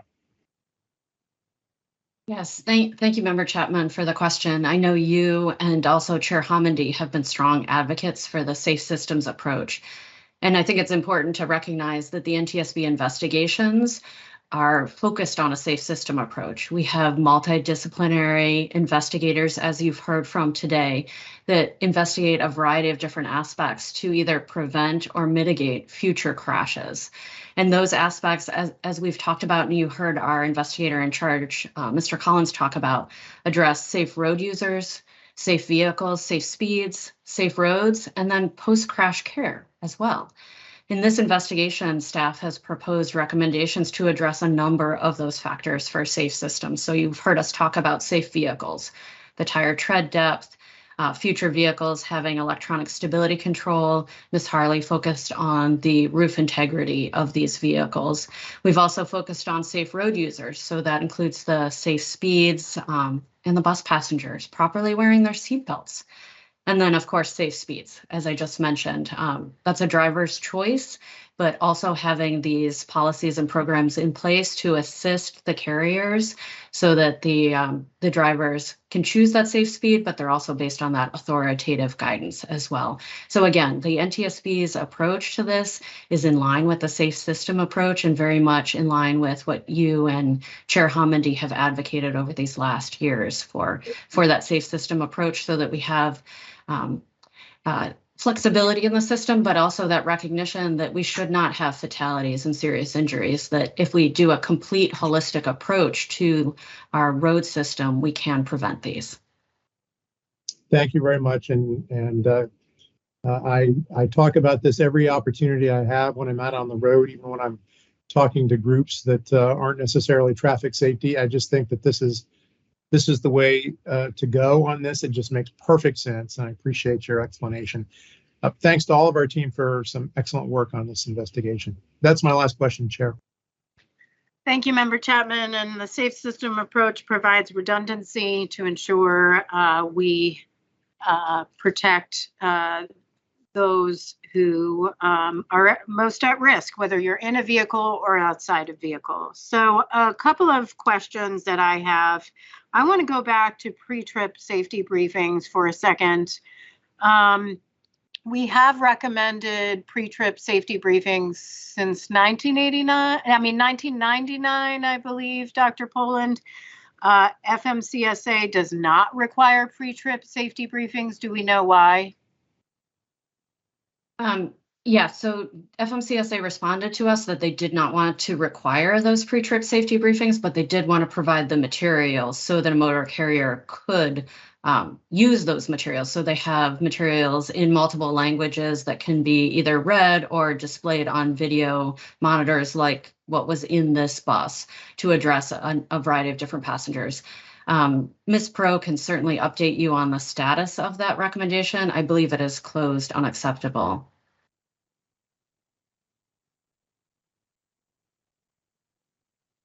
Acceptable. One of the problems that the FMCSA was having is determining a cost-benefit analysis that would allow them to go forward with rulemaking to establish a requirement for pre-trip safety briefings. It doesn't pass. It's close and acceptable, and because they couldn't establish that cost-benefit analysis, they could not take the rulemaking through the OMB process. So previous to maybe a year or so ago, in the last couple of years, DOT determined cost of a life is worth 9.6 million. Now they've decided it's worth 11.6 million. I think I think a life is priceless. And so pre-trip safety briefing should certainly not be that onerous. People buy tickets, give them a briefing. You get on a bus, give them a briefing. I mean, I will say that California mandated in SB 20 that charter motor carriers provide pre-trip safety briefings when operating a bus carrying at least 39 passengers. A pre-trip safety briefing would provide things like not just that we have seatbelts, and in California, that would make sense. You could just add into what you should already be talking about for seatbelt use, but emergency exits in the vehicle, whether it's doors or windows, and how to operate those. Unfortunately, the law applies to a bus carrying at least 39 passengers. How many passengers did this bus have, Carrie? So this is a 30-passenger bus, but it only was occupied by 20 passengers. Right. So the crash bus had only 30 passenger seats. So this specific mandate in California law does not apply to it. Why 39? It just. The history of that bill was actually an outcome from the NTSB's investigation of the Orland crash in Northern California. And as that went through the legislature, various elements of the bus community balked at the requirement to do that, to take the time to do the pre-trip briefing. And so the legislature decided on only applying it to charter bus operators with seating capacity of 39, which would pretty much make them all motor coach operators. So that, this is how it came out. Now, an outcome of that is the law 2700 that this bus was required to do, either to give a seatbelt briefing, if you will, to the passengers, or to post the mandatory seatbelt information on the bus. This carrier did neither. They are required to do both of those. They didn't, but I would submit a pre-trip safety briefing, especially since you're already talking to them about seatbelts or having some sort of signage or placard in the vehicle. It will help save lives. It shouldn't be some arbitrary 39 because motor carrier operators don't want to comply with something that could save a life. I can tell you it will cost you far more in terms not just of finances, but in reputation and your own business if people die on your watch.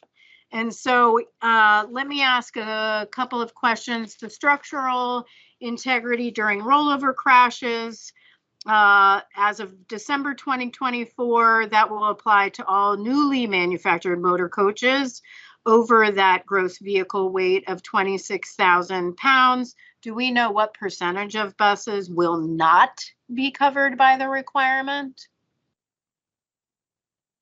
It's probably something I should have asked you before this meeting. So there is some information. Just to clarify, the As of 2024, all buses over 26,000 pounds will be required to have the roof integrity, and all over the road buses. So all buses, independent of weight, that we would consider motor coaches, will be required to meet this new federal standard.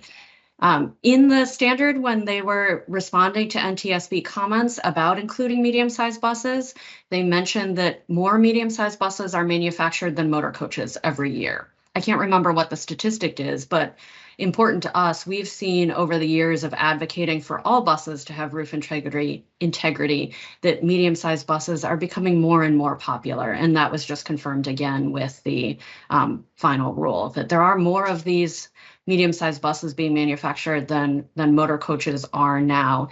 And although they may not have quite as high a fatality rate, we recognize, as I mentioned earlier, they don't have any occupant protection. There's no requirements for the seatbelts or for the roof integrity. Great. And I do have additional questions, but want to make sure that I ask Vice Chairman Landsberg if he has questions. No further questions, Chair. Thank you very much. And Member Graham or Member Chapman? No questions, Chair. Okay. Okay, great. As of November 2016, all new motor coaches with gross vehicle weight rating over 26,000 pounds and certain other motor coaches and over-the-road buses were required to be manufactured with seatbelts. As we see from this crash, properly wearing a seatbelt could have prevented fatalities and certainly would have reduced injuries. How long will it take for most passengers to be assured of riding a bus with seatbelts? Or to put it another way, we expect that the passenger car fleet turns over about every 12 years. What's the similar statistic for over-the-road buses and motor coaches? I'll start that question, although it may be that Mr. Burgonier has more information, but my understanding from past research is that the motor coaches don't have quite as long of a life and the medium-sized buses are slightly less. I believe it's around 10 years for the motor coaches and maybe more in the 7 to 9 year range for the medium-sized buses, but still a considerable time period. And then of course there's also, as you're pointing out, there's a gap time period where some buses will have the lap shoulder belts required for all passengers, but won't have the requirements for roof integrity. Okay. And one final question in this area, who's responsible for the safety of, who's most responsible for the safety of motor carrier operations such as in this crash? The motor carrier is ultimately responsible by many factors, whether it be hiring the drivers, maintenance of their vehicle, or whatever. They're the ultimate party that is responsible to ensure that the vehicle is operated safely. Thank you so much. I do not have additional questions in this area, but I do want to ask if there are other questions outside of these two issue areas or anything else board members want to ask about in this draft report, starting with Vice Chairman Landsberg. No questions, Chair. Thank you very much for the opportunity. Member Graham? No further questions from me, Chair. Thank you. Thank you. And Member Chapman? Likewise, Chair, no further questions. Okay, I just have two questions. First, I did call executive lines on Saturday. What are they doing right now? What they are doing right now is acting as a ticket broker for the carrier that took over their routes. The carrier that is doing that, previously they had an interline agreement with to go in and out of Mexico with. And I looked into that carrier. It is not a reincarnate of executive lines in any fashion. They've been in business since 2016 and actually had a Fmcsa CR in February of this year that was rated as satisfactory. So they're basically just selling tickets to and from because of the advertising they had in place previously. Yeah, I just wanted to make sure the public was aware of that. And you mentioned reincarnated carriers, and I do believe reincarnated carriers, if you could talk about what that is, what the risk is there, just generally for reincarnated carriers. And when we've weighed in, and I only mention this because I am aware that the DOT Inspector General has flagged reincarnated carriers as a serious issue and potential risk for Federal Motor Carrier Safety Administration and for motor carrier safety in the United States in a publication they often produce called Top Management Challenges for the Department of Transportation. A reincarnated carrier is a carrier that is put out of business basically for safety violations or other violations, and then restarts under another DOT number with the same management, the same drivers, the same vehicles.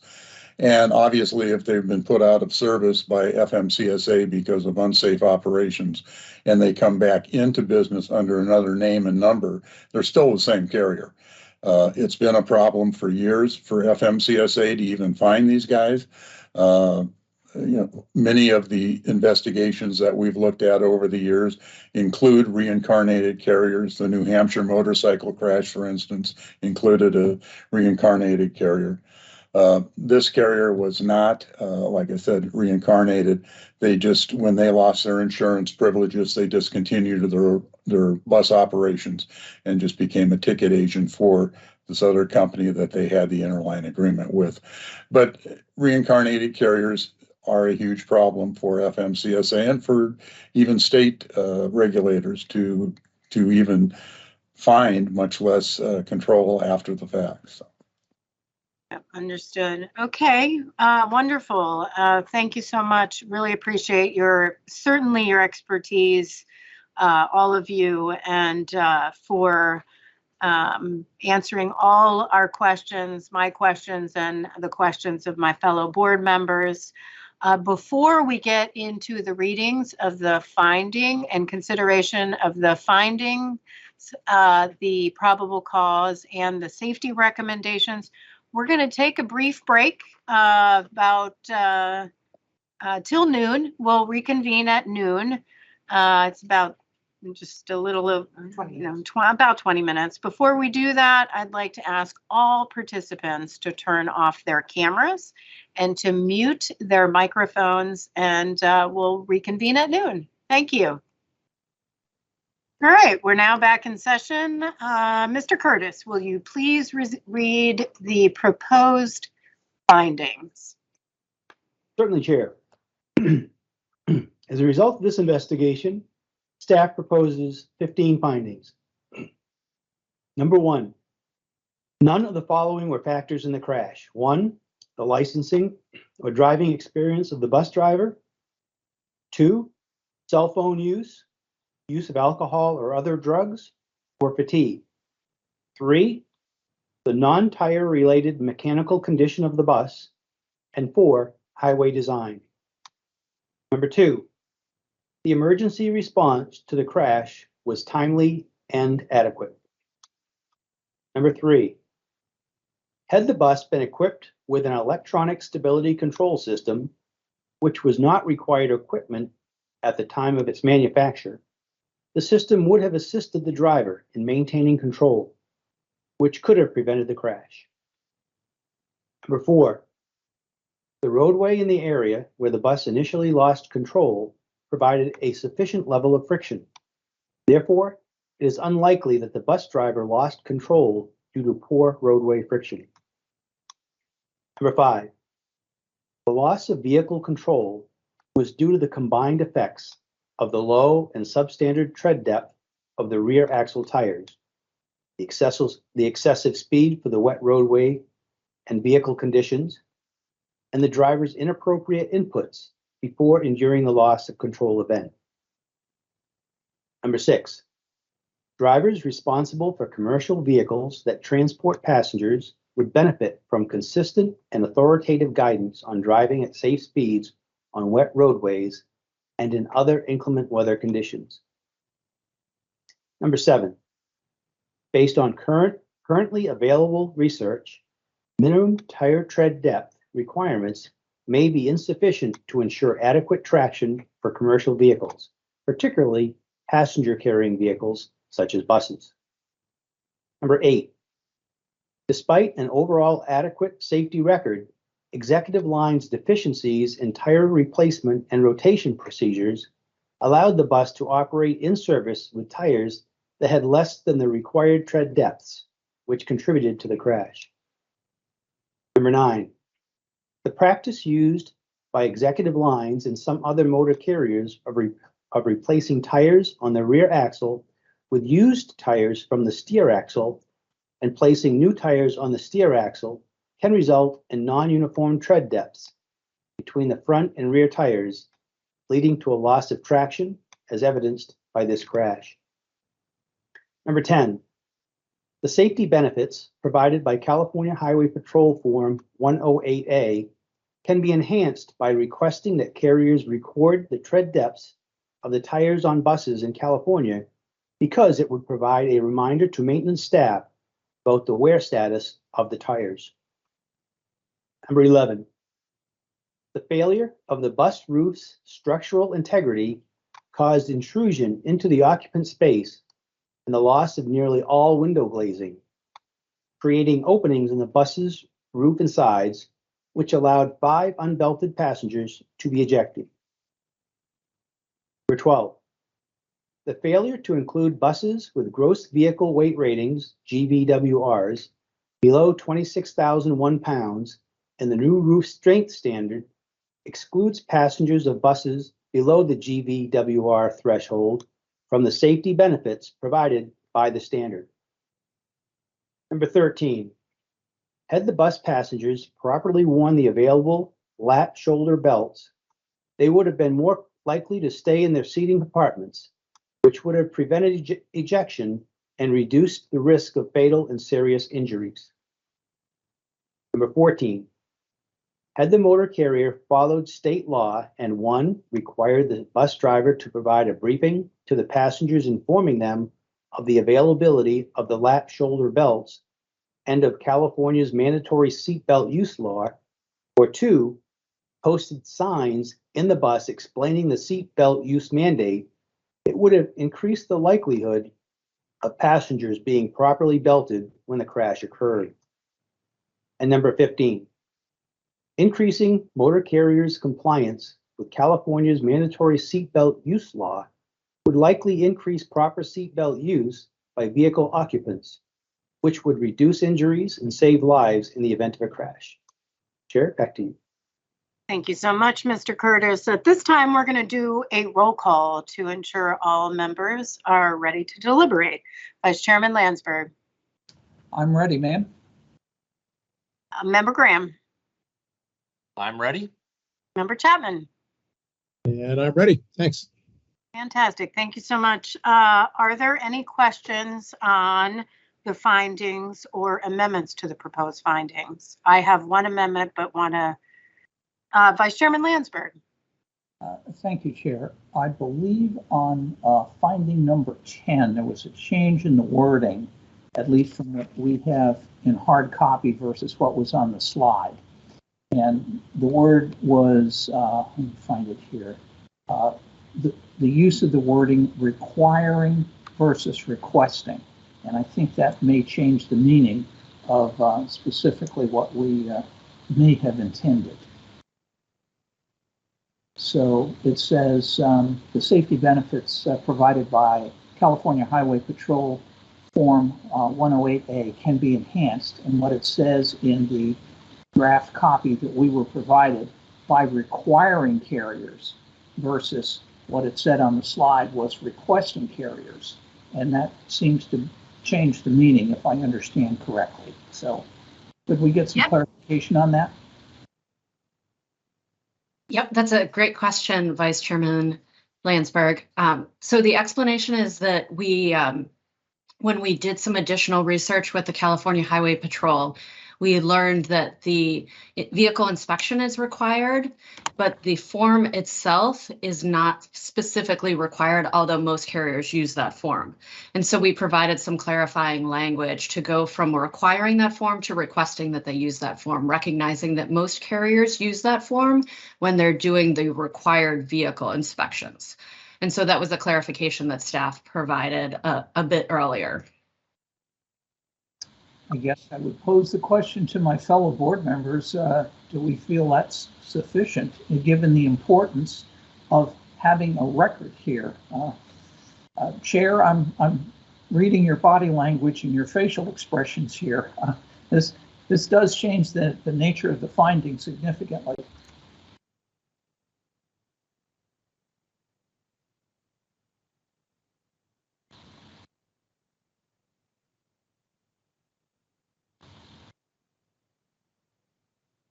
Yeah, there's a big difference between requesting and requiring.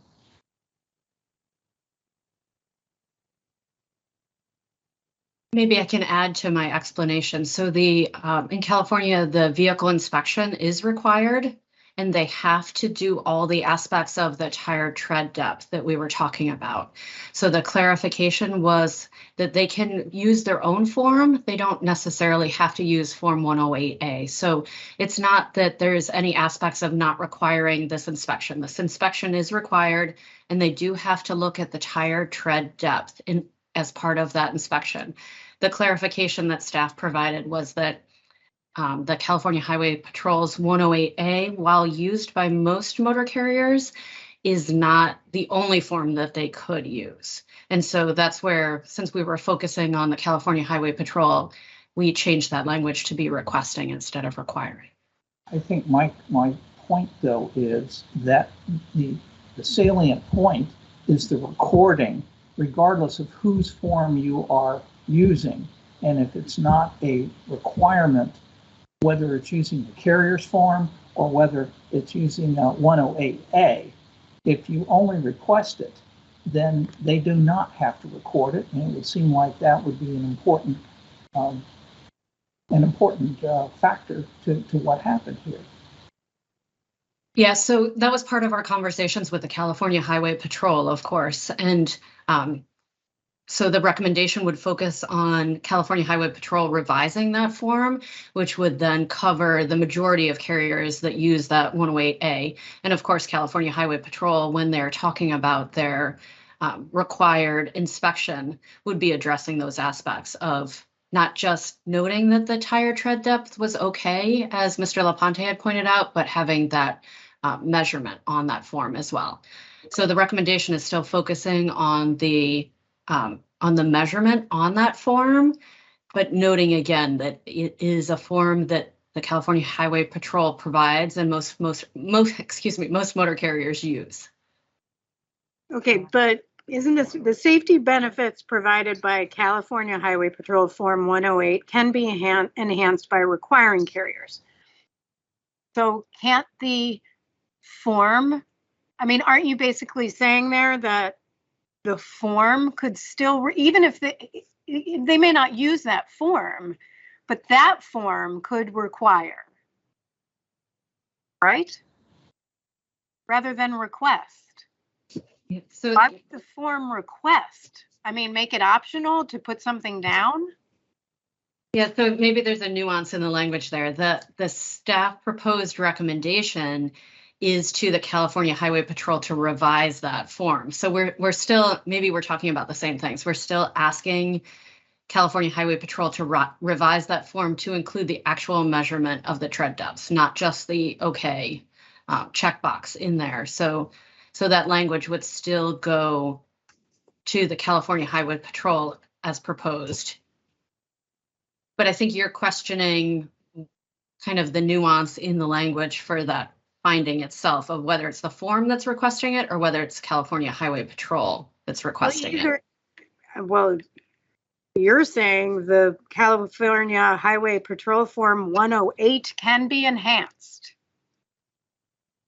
by requiring carriers. So it's that form. So why would we say requesting on a form? Of course, we're certainly flexible here because I can see where there's some nuances to the interpretation of this. As I mentioned earlier, that 108A form isn't required. That California Highway Patrol doesn't require the carriers to fill out that form, although most do. But I can also recognize that there's some nuance in the language that you and the vice chair have addressed here that may cause some confusion on who is requiring or requesting. The inspection is still required. And we, in our proposed recommendation, are still asking California Highway Patrol to revise that form to include the tire tread depth. The question that I have, though, in addition to the 108A, is if the form that the carriers use is different than the 108A, I don't really care what form they use as long as they record the tread depth. And if they're not required to do so, we're missing out on an important item here that is documented, as opposed to the verbal, yeah, I checked it, it met the requirements, as opposed to documenting it. You see the distinction there? Yeah, and of course, we are in full support of that. That is what we focused on in this report, is that we think it's important not just to say, okay, the tires are okay, but to actually make that measurement of the tire tread depth for all the reasons that you heard during the presentations today. And document it. And to document it, correct, yes. So that staff is very much in support of the documenting that form because it draws attention to what that tire tread depth is. I have a suggestion, but go ahead, Tom. But there is currently no requirement for any documentation. And not just with respect, I'm just clarifying because I'm not sure I have this right, but not just with respect to tread depth, but with respect to any aspect of the inspection, there's no requirement that it be documented at all. Is that correct? There is a kind of a yes/no in the sense of that they're okay. So there is a component where they're looking at the tire tread and saying that it's okay, but not the actual documenting of the measurement of the tire tread depth. No. But I mean, I know that on the form it says okay, but with respect to what the carrier is required to do, they are required to do an inspection, but are requirements that it be documented in any way at all? My understanding is it has to be documented. That inspection has to be documented and it is required. Okay. They don't specifically say that it has to be documented with 108A. Some carriers may have a more detailed form that includes additional information on it. But our understanding is that most carriers use the CHP's 108A. Okay, so to really get at what we're trying to accomplish here, it's partly modifying this form, but it's also modifying the requirement with respect to what has to be documented to ensure that however they're documenting it, that part of what they documented is the tread depth, correct? Let me pull in our project manager, Dr. Betchich, into this conversation and make sure that I'm portraying it correctly. So our understanding that we have realized more recently when discussing this issue with the California Highway Patrol is that, as Dr. Poland stated, the use of the Form 108A is not required, nor some other form that details specifics of the vehicle inspection process. However, the carriers are still required to conduct vehicle inspection at least every 45 days or earlier, if depending on mileage. The carrier is required to document, to state that they have conducted the vehicle inspection at specific and noting specific mileage of the vehicle and the date that inspection is conducted. The use of the Form 108A was developed by CHP to help as a tool to help the carrier make sure that they have completed all aspects of the vehicle inspection. And our recommendation to the CHP, which they recognized would be beneficial for them and for the carriers, to simply add additional space for noting the tread depth measurement values. So that is why staff had to change the language in the finding to request, because the form itself is not mandatory. Okay, so let me try rephrasing what I would think you would want in finding 10. Safety can be enhanced by requiring carriers to record the tread depths of the tires on buses in California because it would provide a reminder to maintenance staff about the wear status of the tires. I mean, that way you're saying the form is optional. So however they record it, whether it's in their own maintenance logs, they use some other form, or they use Highway Patrol Form 108A, what you want is requiring carriers to record the tire tread depth, not just a request. Right? Can I repeat back what I think you said to make sure that I heard it, and maybe to give Dr. Betchich an opportunity to hear it one more time? So I think what you said was that safety can be enhanced by requiring carriers to record, and then the rest of it would remain the same, the tire tread depths of the tires on buses in California, because it would provide a reminder to maintenance staff about the wear status of the tires. Right, and then we'd have the recommendation later. Dr. Betchich, it seems like that's very similar to the intent that we were focused on, is that we want that tire tread depth to be documented. And I think that's what the other board members are saying is, well, maybe I should go to Member Chapman before.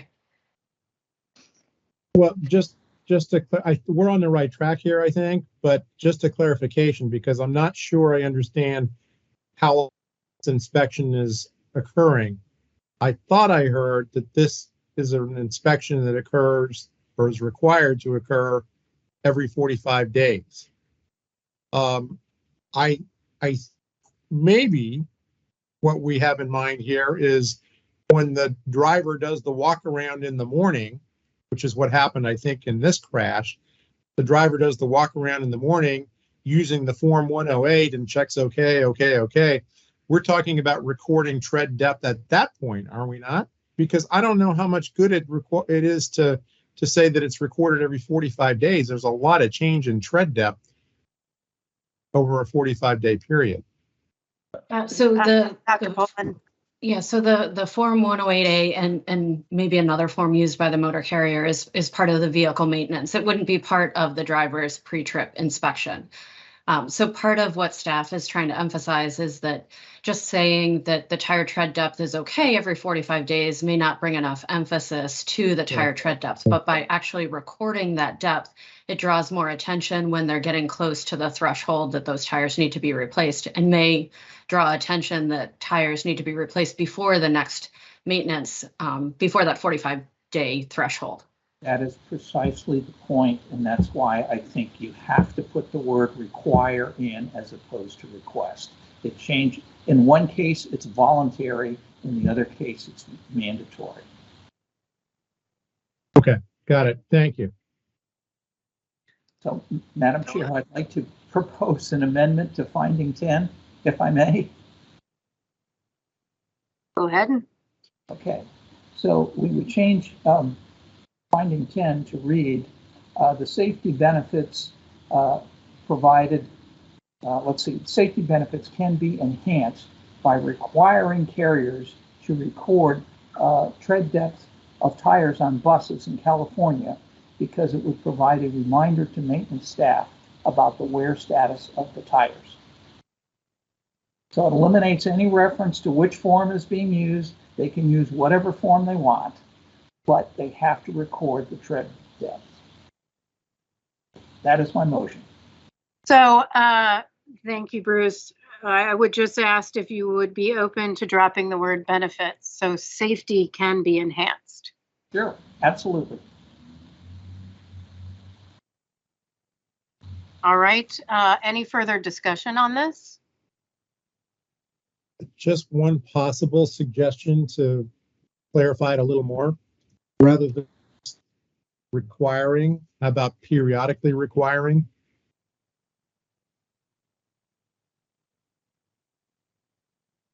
I think that introduces yet another opportunity to finagle. Okay.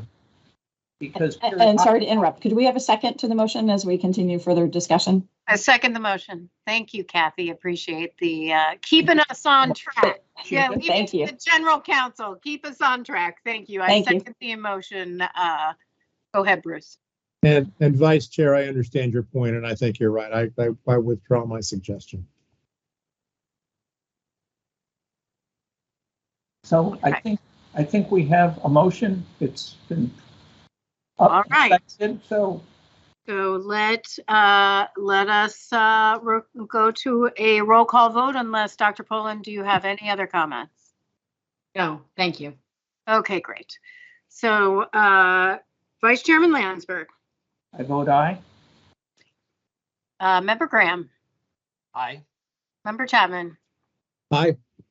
And the chair votes aye, and the amendment to finding 10 is approved. Thank you so much for pointing that out, Vice Chairman. I have 2 amendments, but just want to check if others have additional amendments. Okay, so my first amendment is to finding number 6.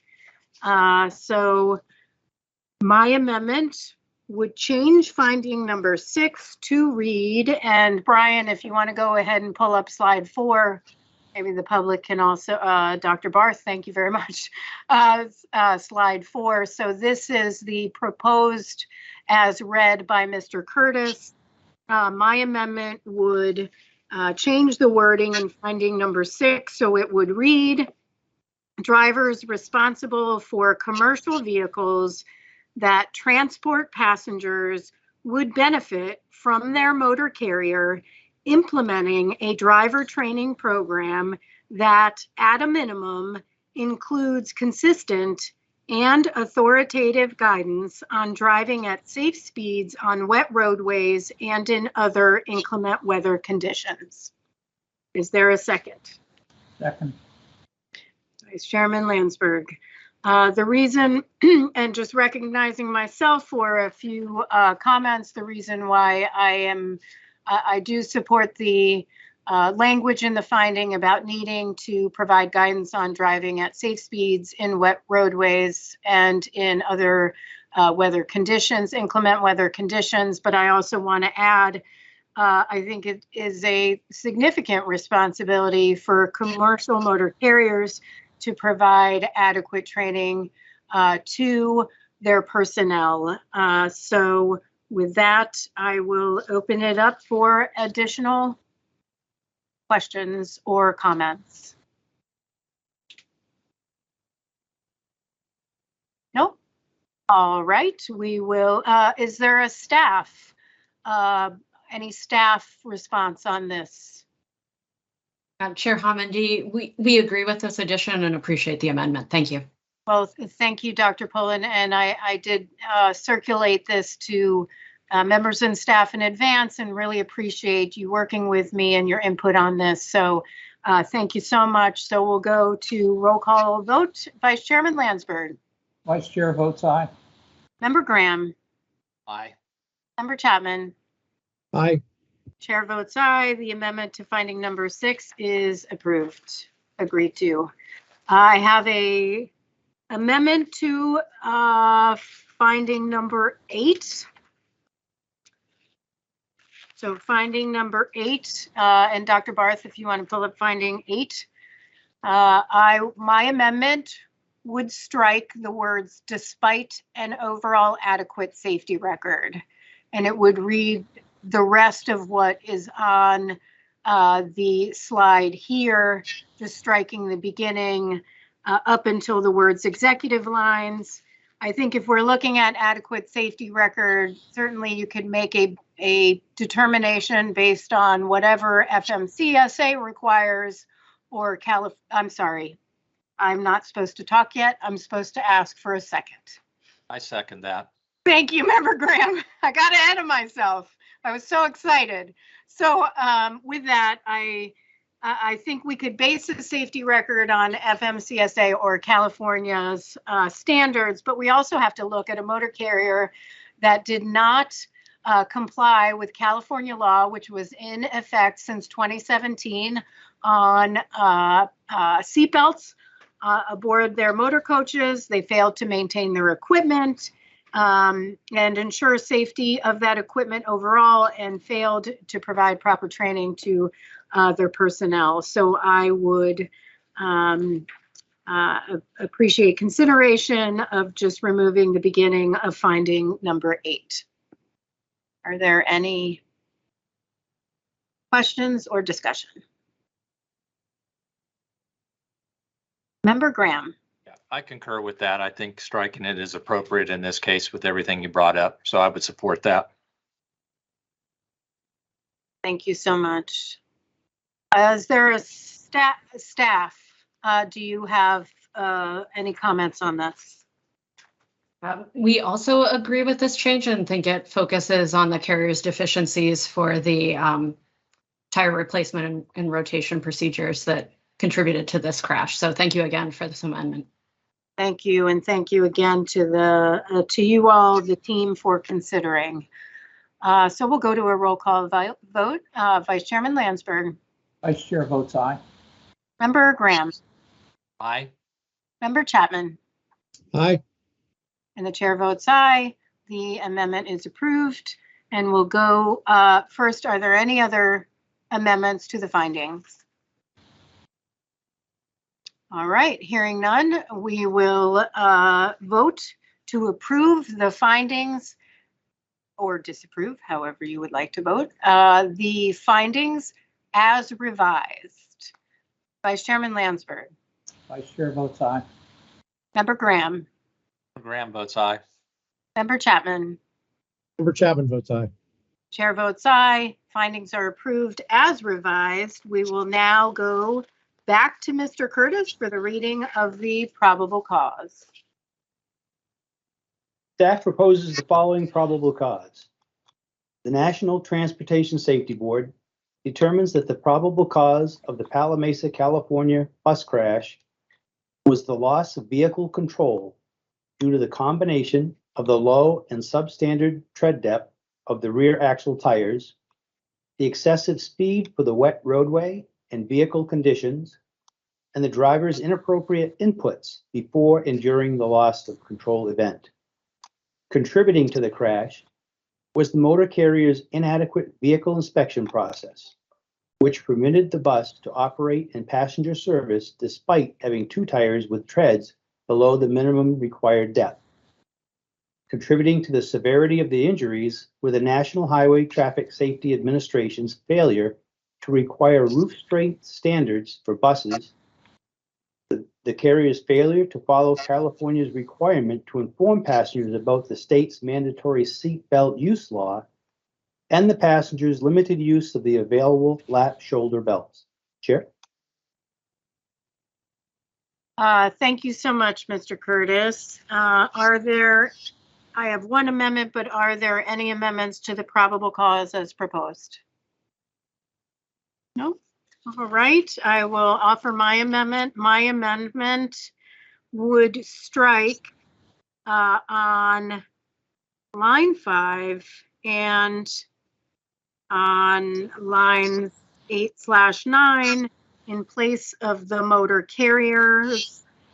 It would read Executive Lines Incorporated's inadequate vehicle inspection process or failure to follow. So it would replace motor carrier with the name of the motor carrier itself. Is there a second? Second. Thank you, Vice Chairman. Is there any discussion? No? Any comments from staff? Thank you. Staff supports this change. Thank you so much. Then we will vote on the amendment. Let me check one.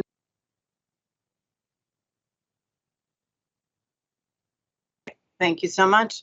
We'll vote on the amendment and we'll go to Vice Chairman Landsberg. Vice Chair votes aye. Member Graham. Graham votes aye. Member Chapman. And Member Chapman votes aye. Chair votes aye, the amendment is agreed to, and now we will go to a vote on the probable cause as amended. Vice Chairman Landsberg. Vice Chair votes aye. Member Graham. Aye. Member Chapman. Aye. Chair votes aye. The probable cause as revised is approved, and we'll go back to Mr. Curtis for the reading of the safety recommendations proposed.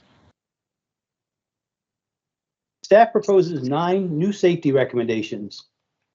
2 to the National Highway Traffic Safety Administration.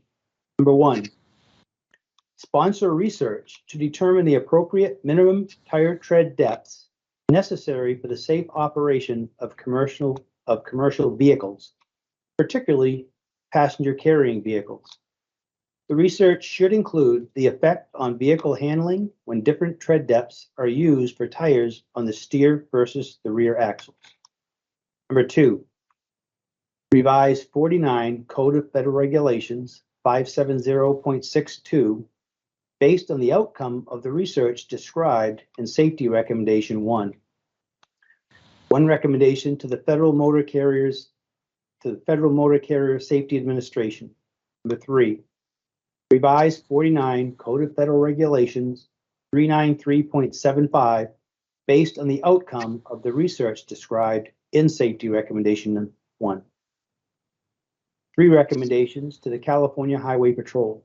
Number 4, revise California Highway Patrol Form 108A to include the measured tire tread depths of all tires on buses. Number 5, develop and implement an education program to increase passenger carrying motor carriers' awareness of the requirements in California Vehicle Code 27318 for providing pre-trip safety briefings and/or signage in buses informing passengers of the mandatory seatbelt use law. Number 6, as part of regular terminal inspections of passenger carrying motor carriers, verify carriers' adherence to the requirements in California Vehicle Code 27318 for providing pre-trip briefings and/or signage in buses informing passengers of the mandatory seatbelt use law. And 3 recommendations to the American Bus Association and the United Motor Coach Association. Number 7, inform your members about the circumstances of the Pala Mesa, California bus crash and encourage them to create a policy on speed and safe driving on wet roadways and under inclement weather conditions based on authoritative guidance, such as the Federal Motor Carrier Safety Administration's Safety Driving Tips for Commercial Motor Vehicle Drivers, or information provided in state commercial drivers' handbooks. Number 8, encourage your members to adopt the recommended tire rotation practices established by the U.S. Tire Manufacturers Association. Number 9, inform your members who operate in California of the requirements in California Vehicle Code 27318 for providing pre-trip safety briefings and/or signage in buses informing passengers of the mandatory seatbelt use law. Staff also proposes reiterating one previously issued recommendation to the National Highway Traffic Safety Administration. Recommendation H21-2. Require all newly manufactured buses, other than school buses, with gross vehicle weight ratings above 10,000 pounds to meet a roof strength standard that provides maximum survival space for all seating positions and accounts for typical window dimensions. Chair? Thank you so much, Mr. Curtis. And are there any amendments to the recommendations as proposed? Vice Chairman Landsberg. I'd like to propose we amend recommendation 4 to the California Highway Patrol to read as follows. Request California Highway Patrol to require the revision of vehicle inspection forms, including Form 108A, to include the measured tire tread depth of all tires on buses. So that just sort of codifies what we were talking about in the finding discussed earlier.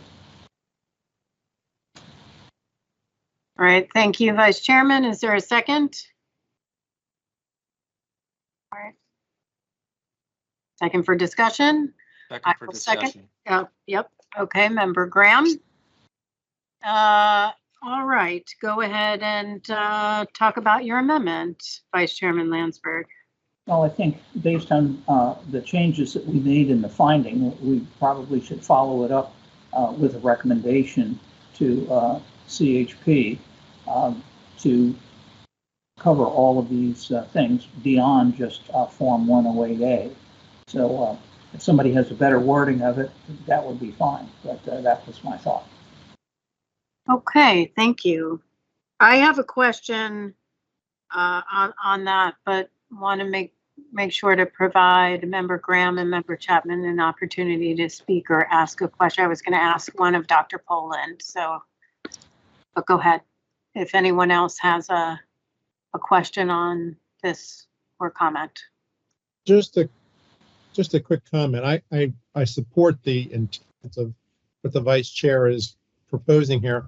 I don't know whether California Highway Patrol has authority to require that change on all forms, but certainly in terms of intent, it makes sense. I just don't know in terms of implementing whether it's going to work as we envision it. Thank you, Member Chapman. I had the same question. Dr. Poland? Yeah, thank you for the opportunity. I also support the intent, but I believe we may have a problem with CHP requiring that. Certainly the way the proposed recommendation is now, it focuses on Form 108A, which is in control of CHP.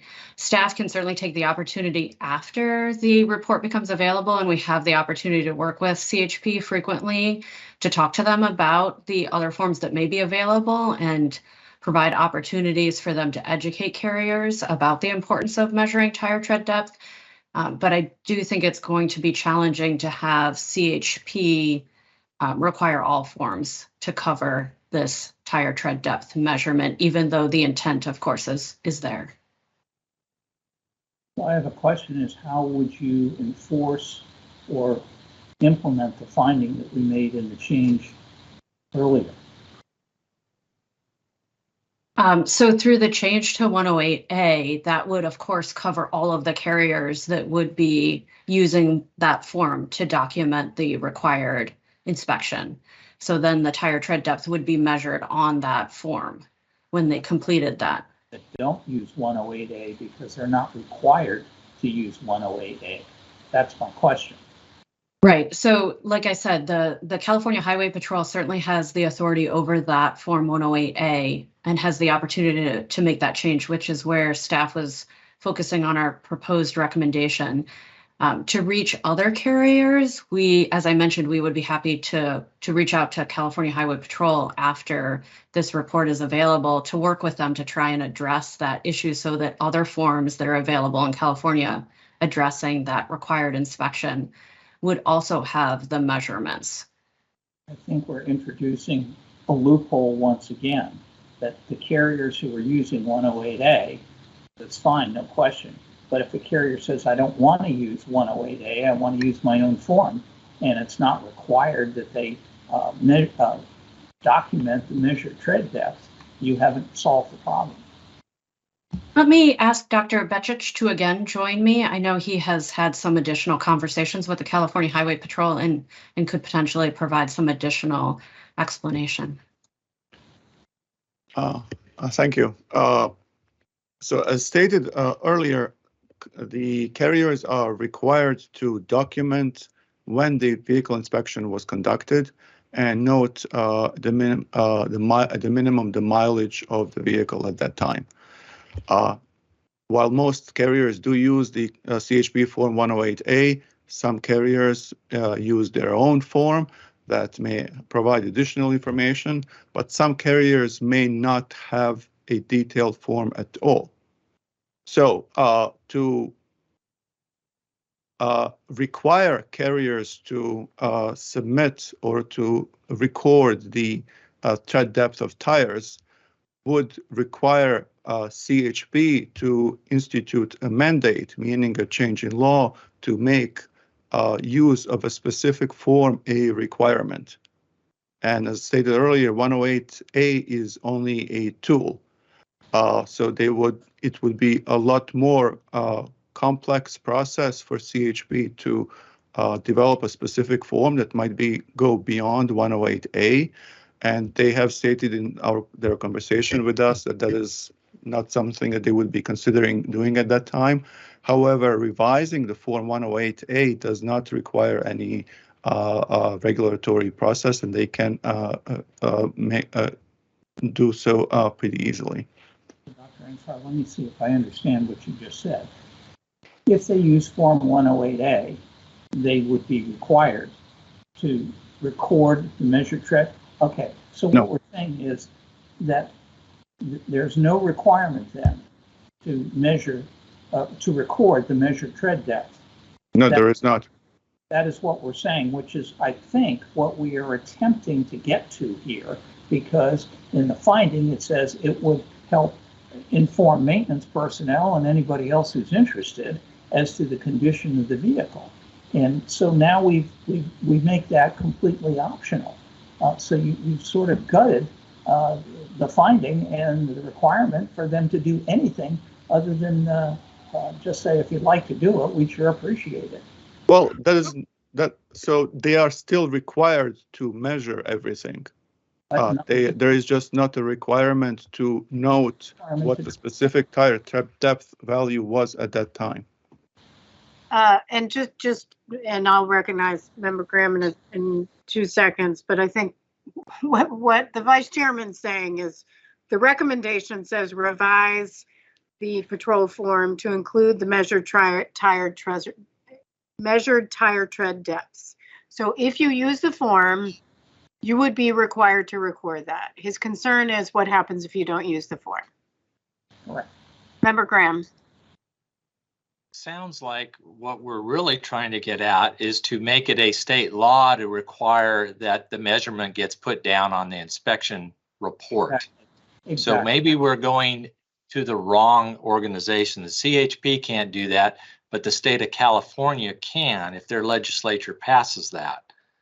So it sounds like we really need a different recommendation to the state of California to do that, to make all of these carriers put that measurement down, not just do the inspection, which they don't have to put the measurement down. So that's my thought. So I'm sorry. Hold on, I just want to go to Member Chapman first, then back to Dr. Poland. Well, then just pick that, and I don't know the answer to this, but it may not be that the state legislature has to act. It could be that there's an agency, maybe it's California Highway Patrol, maybe it's some other state agency that has regulatory authority to do that now, but that requirement is currently in place. I'm not sure where this recommendation would be directed. Still, I understand the intent, just not sure how we get there. Thank you, and we'll go to Dr. Poland, and I see Mr. LaPonte's hand up as well, because one of my questions is, does California require anything for jotting anything down with an inspection? So Dr. Poland. Yeah, thank you. I'll start and then I'll call in Mr. LaPonte as well. He can turn on his camera so that he can be ready when we get to that point. So of course, when we proposed this recommendation, we saw this as an opportunity for a very quick implementation of an aspect that we see as critical to safety. And so with California Highway Patrol revising that form, we're covering the vast majority of carriers in California with that additional reminder, not just checking to make sure the tires are okay, but having that tire tread depth. We believe this is not a very challenging step, and the California Highway Patrol has the ability to do this quickly. So it's a quick way to improve safety, to address the vehicle safe systems and specifically for this case, the bus's tire tread depth, which would have improved its traction on this wet roadway. Some of the other aspects that we're talking about are obviously much more longer term and maybe much more challenging to implement. And then maybe takes away some of the aspects that we're seeing here. As I mentioned earlier, staff would be happy to work with CHP after this report to look at some of the additional aspects that we're talking about for those carriers that may have other forms, so that they get that information as well, and the criticality of the tread depth. Mr. LaPonte? I just want to point out that the form itself lists 40 inspection items, 20 of which are mandatory by the California Highway Code to be inspected every 45 days. So even carriers that do not use this form for their 45-day maintenance still are required to check the tires and tread depth in item 20, that is on item 28 on this form, but are still required to do that on their internal form. And the only carrier I know of in California that probably would use their own form would be Greyhound Lines, because they do much of that in-house.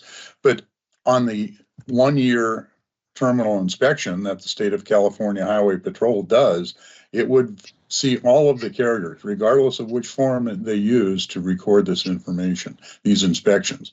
And they would look at those inspections to in turn to ensure that they're hitting all 20 items, at least the minimum of those 20 items that are mandated by the California Commercial Vehicle Code. So it may be another way to approach this problem for carriers outside of the ones that use CHP 108A. So just a quick question on that, Mr. LaPonte. Wouldn't then we consider a recommendation to California to revise the code to require motor carriers to record the measured tire tread depths of all tires on buses?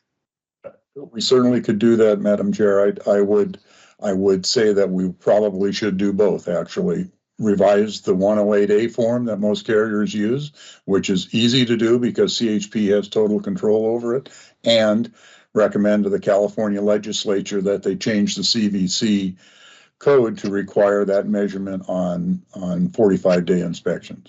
And I'll go back to Vice Chairman Landsberg, but I'll just give Member Graham credit for this was exactly what he proposed not too long ago. So Vice Chairman Landsberg. So Mr. LaPonte, is it the legislature or is it California DOT that makes this determination as to what the carriers are required to do? Well, to whom we would make the recommendation. It's my understanding, Vice Chairman, that the legislature would have to modify California Vehicle Code 34505 to include that as an element of the inspection process. The CHP then could, when they do their annual terminal inspections, ensure that that is being accomplished by carriers that are not using the 108A form. So, Madam Chair, I'd like to withdraw the amendment to recommendation 4 and add an additional recommendation. Just for to ensure it's drafted appropriately, would it make sense to give staff 5 minutes or so to draft it the way it should be drafted in accordance with California Vehicle Code 505 amendment, or an amendment to require something of the state of California? We can allow that discussion to happen. Kathy, just for, can I ask the Silball, can I ask, could we go to consideration of changes to the report, but not, while they're working on that, and possibly an amendment to the report, but not vote to approve the full report just for efficiency and time's sake while they are working on a potential amendment for recommendation? Certainly you can start the discussion. I guess just members, you should be aware, of course, that that's still an outstanding item. So that's a piece of the report that has not quite been resolved yet for your final vote, but for other content of the report, you certainly could start the discussion. Okay, well, I think this is an important issue, and I thank the Vice Chair for raising it and for everyone commenting, and certainly for the staff considering it. Are you clear on what, Dr. Poland, on what the goal is here? And if so, do you want to work on that while we move on to any other questions folks might have on the recommendations or potential amendments to the report itself. Thank you, Chair. Let me just ask for a brief clarification to make sure I understand what the Vice Chair is asking for. So if my understanding is correct, it sounds as though he has removed his revision for the proposed recommendation 4 and is proposing a new recommendation that would go to the California legislature. And it would ask something along the lines of revise the code to require the tire tread depth measurement as part of the vehicle inspection process. Yeah, and I'm not sure it'd be for the legislature, but my guess is that's what Member Chapman is raising his hand for. So I'll recognize Member Chapman. Yeah, I think it has to be more general to the state of California. Revise state laws to ensure that vehicle tread or tire tread is recorded, something like that, because this could be accomplished through legislation or it could be accomplished potentially through regulation, and I don't think we want to tie anybody's hands. Right. Exactly. I see Ms. Perot pop up. Yes. Yeah, I just wanted to second what Member Chapman just explained. So we usually go to the governor and direct in that direction towards lawmaking or some other action that would take place to implement that kind of recommendation.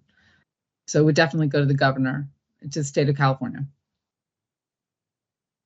So Chair, if it's okay, we would appreciate a couple of minutes to be able to talk about the language offline and then come back to you with some language that we think might be most appropriate in this case. And do you need us to break, or could we go on to deliberating an amendment I have to the report or any other questions to the safety recommendations? Can you do that simultaneously, or you would like us to go to break? I guess it depends. Do you need us for the amendment that you're proposing to the report? Us meaning, Staff?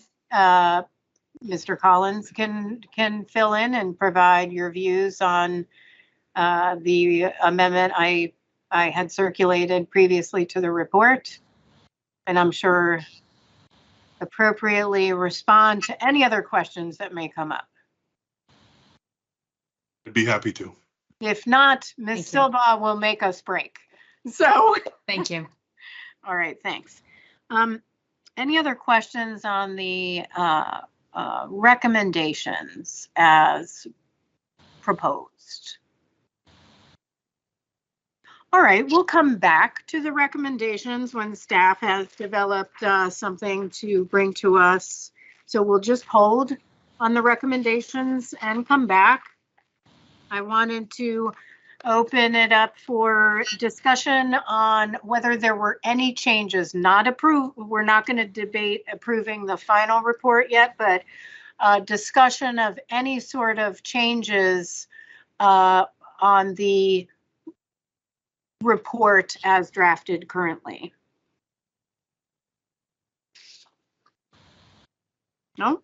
All right. I have 2 amendments that I would like to propose and were circulated to members and staff previously. I'll start with the one that I would add to it's somewhere in section 1.5.4. Which would I would leave it to staff to determine the appropriate location, might be in the body, might be in a footnote, whatever you think is appropriate. And certainly, they'd have the ability to make any sort of editing they may think is necessary, as they do with the report before it comes down to final publication. But my amendment would read, during a 24-month period ending January 31st, 2020, executive lines received 20 driver inspections and 19 vehicle maintenance inspections. The motor carrier was cited for 6 hours of service compliance violations and 13 vehicle maintenance violations, one of which placed a motor coach out of service for exposure of tire ply or belt material. paren 393.75A1. Another violation involved a bus with tire tread depth less than 2/32 of an inch, measured in 2 adjacent major tread grooves in paren 393.75C. Fmcsa assigns a severity weight for each violation. 1 represents lower crash risk, and 10 represents the highest crash risk relative to other violations in basic. Out of service violations receive an additional severity weight of 2. The motor coach violation cited above received a total severity weight of 10, and the bus violation received an 8. Is there a second? I'll second. Thank you, Vice Chairman Landsberg. Any discussion? I'll start with, I do think it's appropriate that we point out a record of the motor carrier. The motor carrier was cited for a violation of maintenance of the tires. I think this directly applies to the this situation with executive lines, and happy to answer any questions.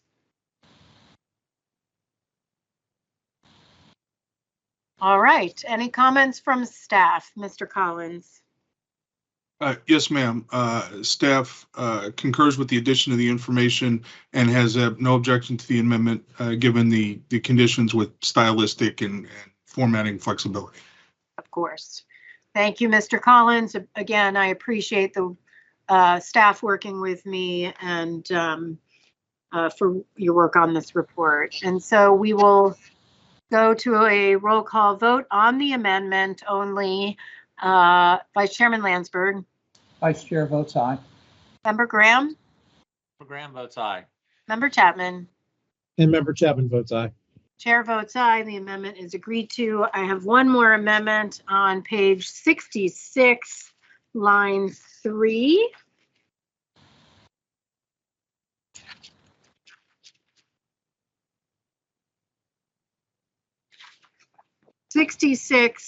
Line 3, there is a line that currently states in the report, given the owner's claim of ignorance, the carrier may have failed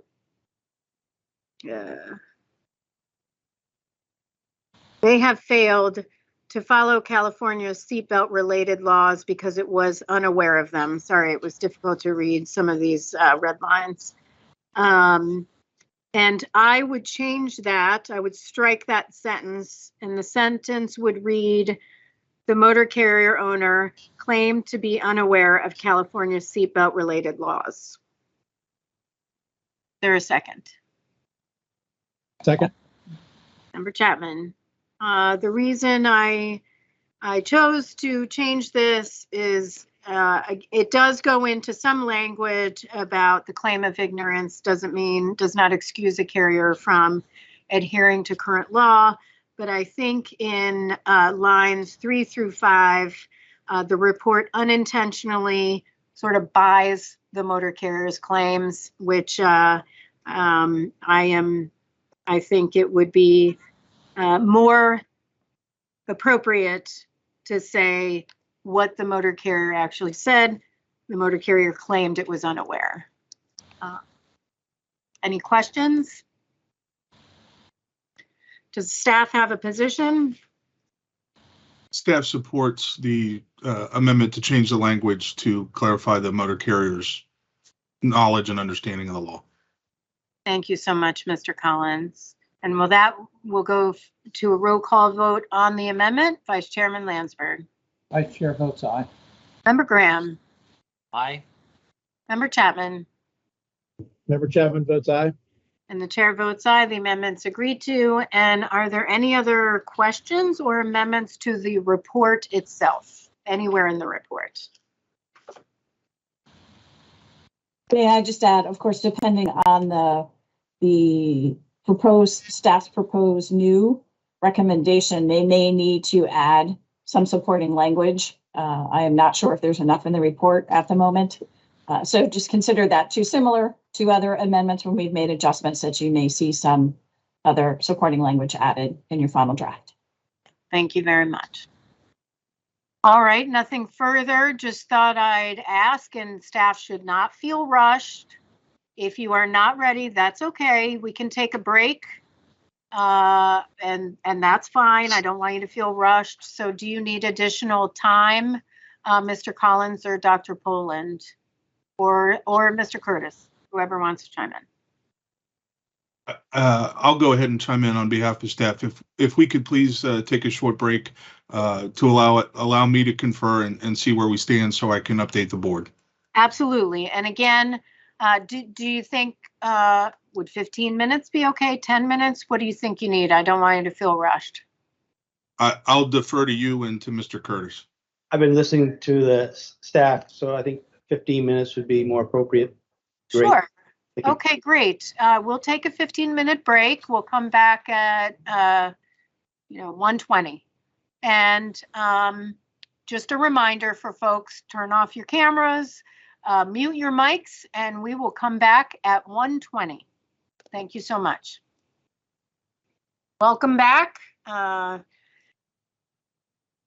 my understanding is that staff is ready to resume and chat about the vice chairman's proposed amendment to our recommendations. Dr. Poland. Yes, thank you very much, Chair. So I believe we have language that would be responsive to the Vice Chair's concern. So we would still keep recommendation 4, and then we would add a recommendation, and Ms. O'Regan has that language and would be happy to read it to you. Okay, staff's proposed language is to the Governor of California, and it would be to revise state law to require that passenger carrying motor carriers document the tread depths of tires on their vehicles during any required periodic vehicle inspection.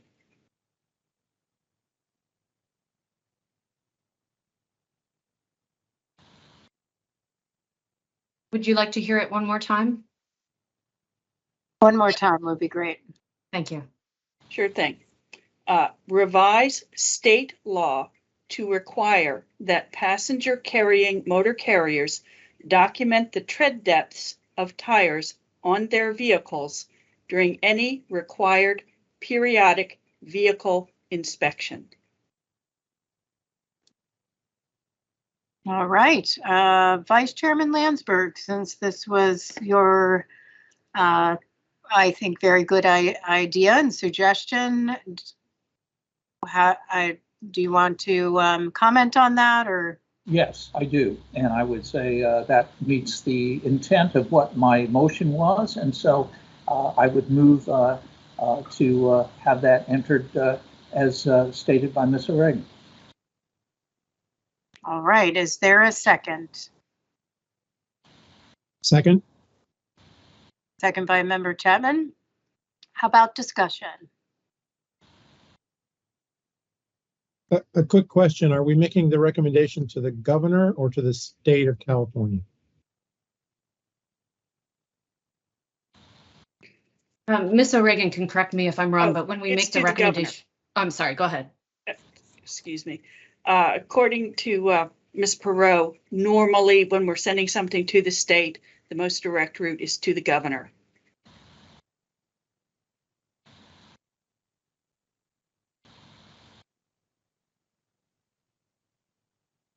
And I understand that that's the way we usually address it, but I wonder if the more appropriate recipient of the recommendation would be the state of California. Maybe I can just add some clarification. It's that we're making the recommendation to the state of California, but the governor being the titular head of the state of California, it would be like sending it to the CEO, or it would just be addressed to the governor. So if I'm correct, then the correspondence goes to the governor of the state of California, but the recommendation would be addressed to the state of California. So that's how the report would reflect to the state of California. Thank you. Member Graham, did you have any comments? Yeah, I was just going to say, I believe we have to send it to the state. When we send it to the state, it goes to the governor, obviously. That's, yeah, I agree with everything now that was restated. Yeah, I am going to ask though, Ms. Perot, in the past, when we've approved recommendations, have we said the states, or have we, I don't mean the recipient, the governor's always going to be the recipient, but in past reports, have we stated the states, or we've said the governors of the states? We've kind of done both. But it's to say the same thing. Basically, it's to indicate that we're making the recommendation to the state and the governor being the titular head of the state. Now, sometimes we shortcut.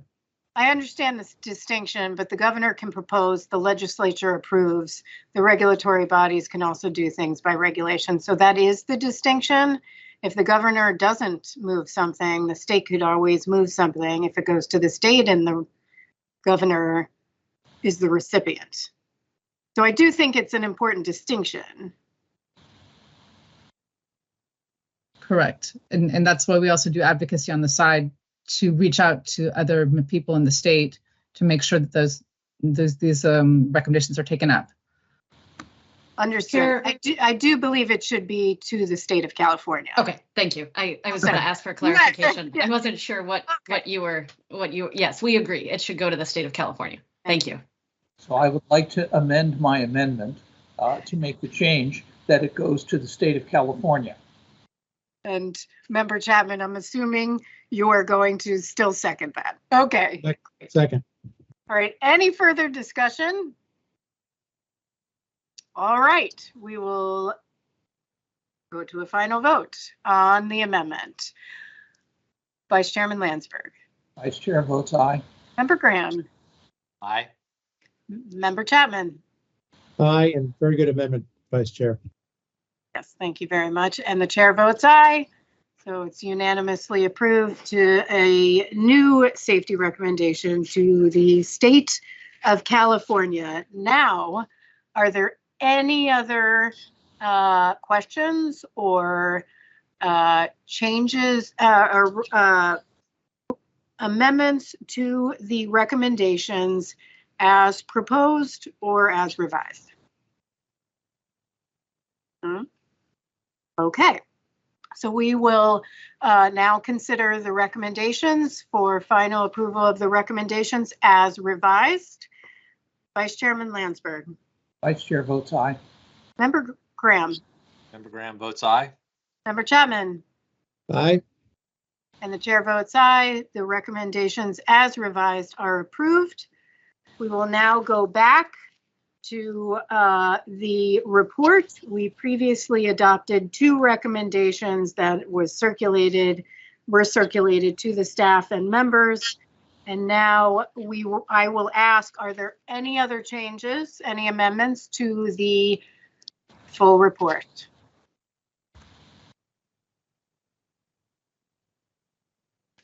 Dr. Poland, did you have something? I see you popped up. Yes, Chair, I just wanted to mention that when we looked at this new recommendation, we also looked at the report and think that there's just minor language that staff can add in, nothing substantial. But I just wanted to bring that to your attention that it would just require some minor transitions in order to go from current recommendation 4 to a new recommendation. And we thought that might be the case. We did check with Ms. Silbaugh during the break. And my understanding, Ms. Silbaugh, is the vote would still be on the final report as revised. Right, because of all the amendments. That's okay, correct. great. All right. So is there a motion to adopt the report as revised? So moved. And moved by Member Chapman. Is there a second? Second. All right. On the motion to adopt the report as revised, Vice Chairman Landsberg. Vice Chair votes aye. Member Graham. Aye. Member Chapman. Member Chapman votes aye. Chair votes aye. The entire report as revised has been approved. And so we are now, I needed to ask about any potential concurring or dissenting statements. Does any member want to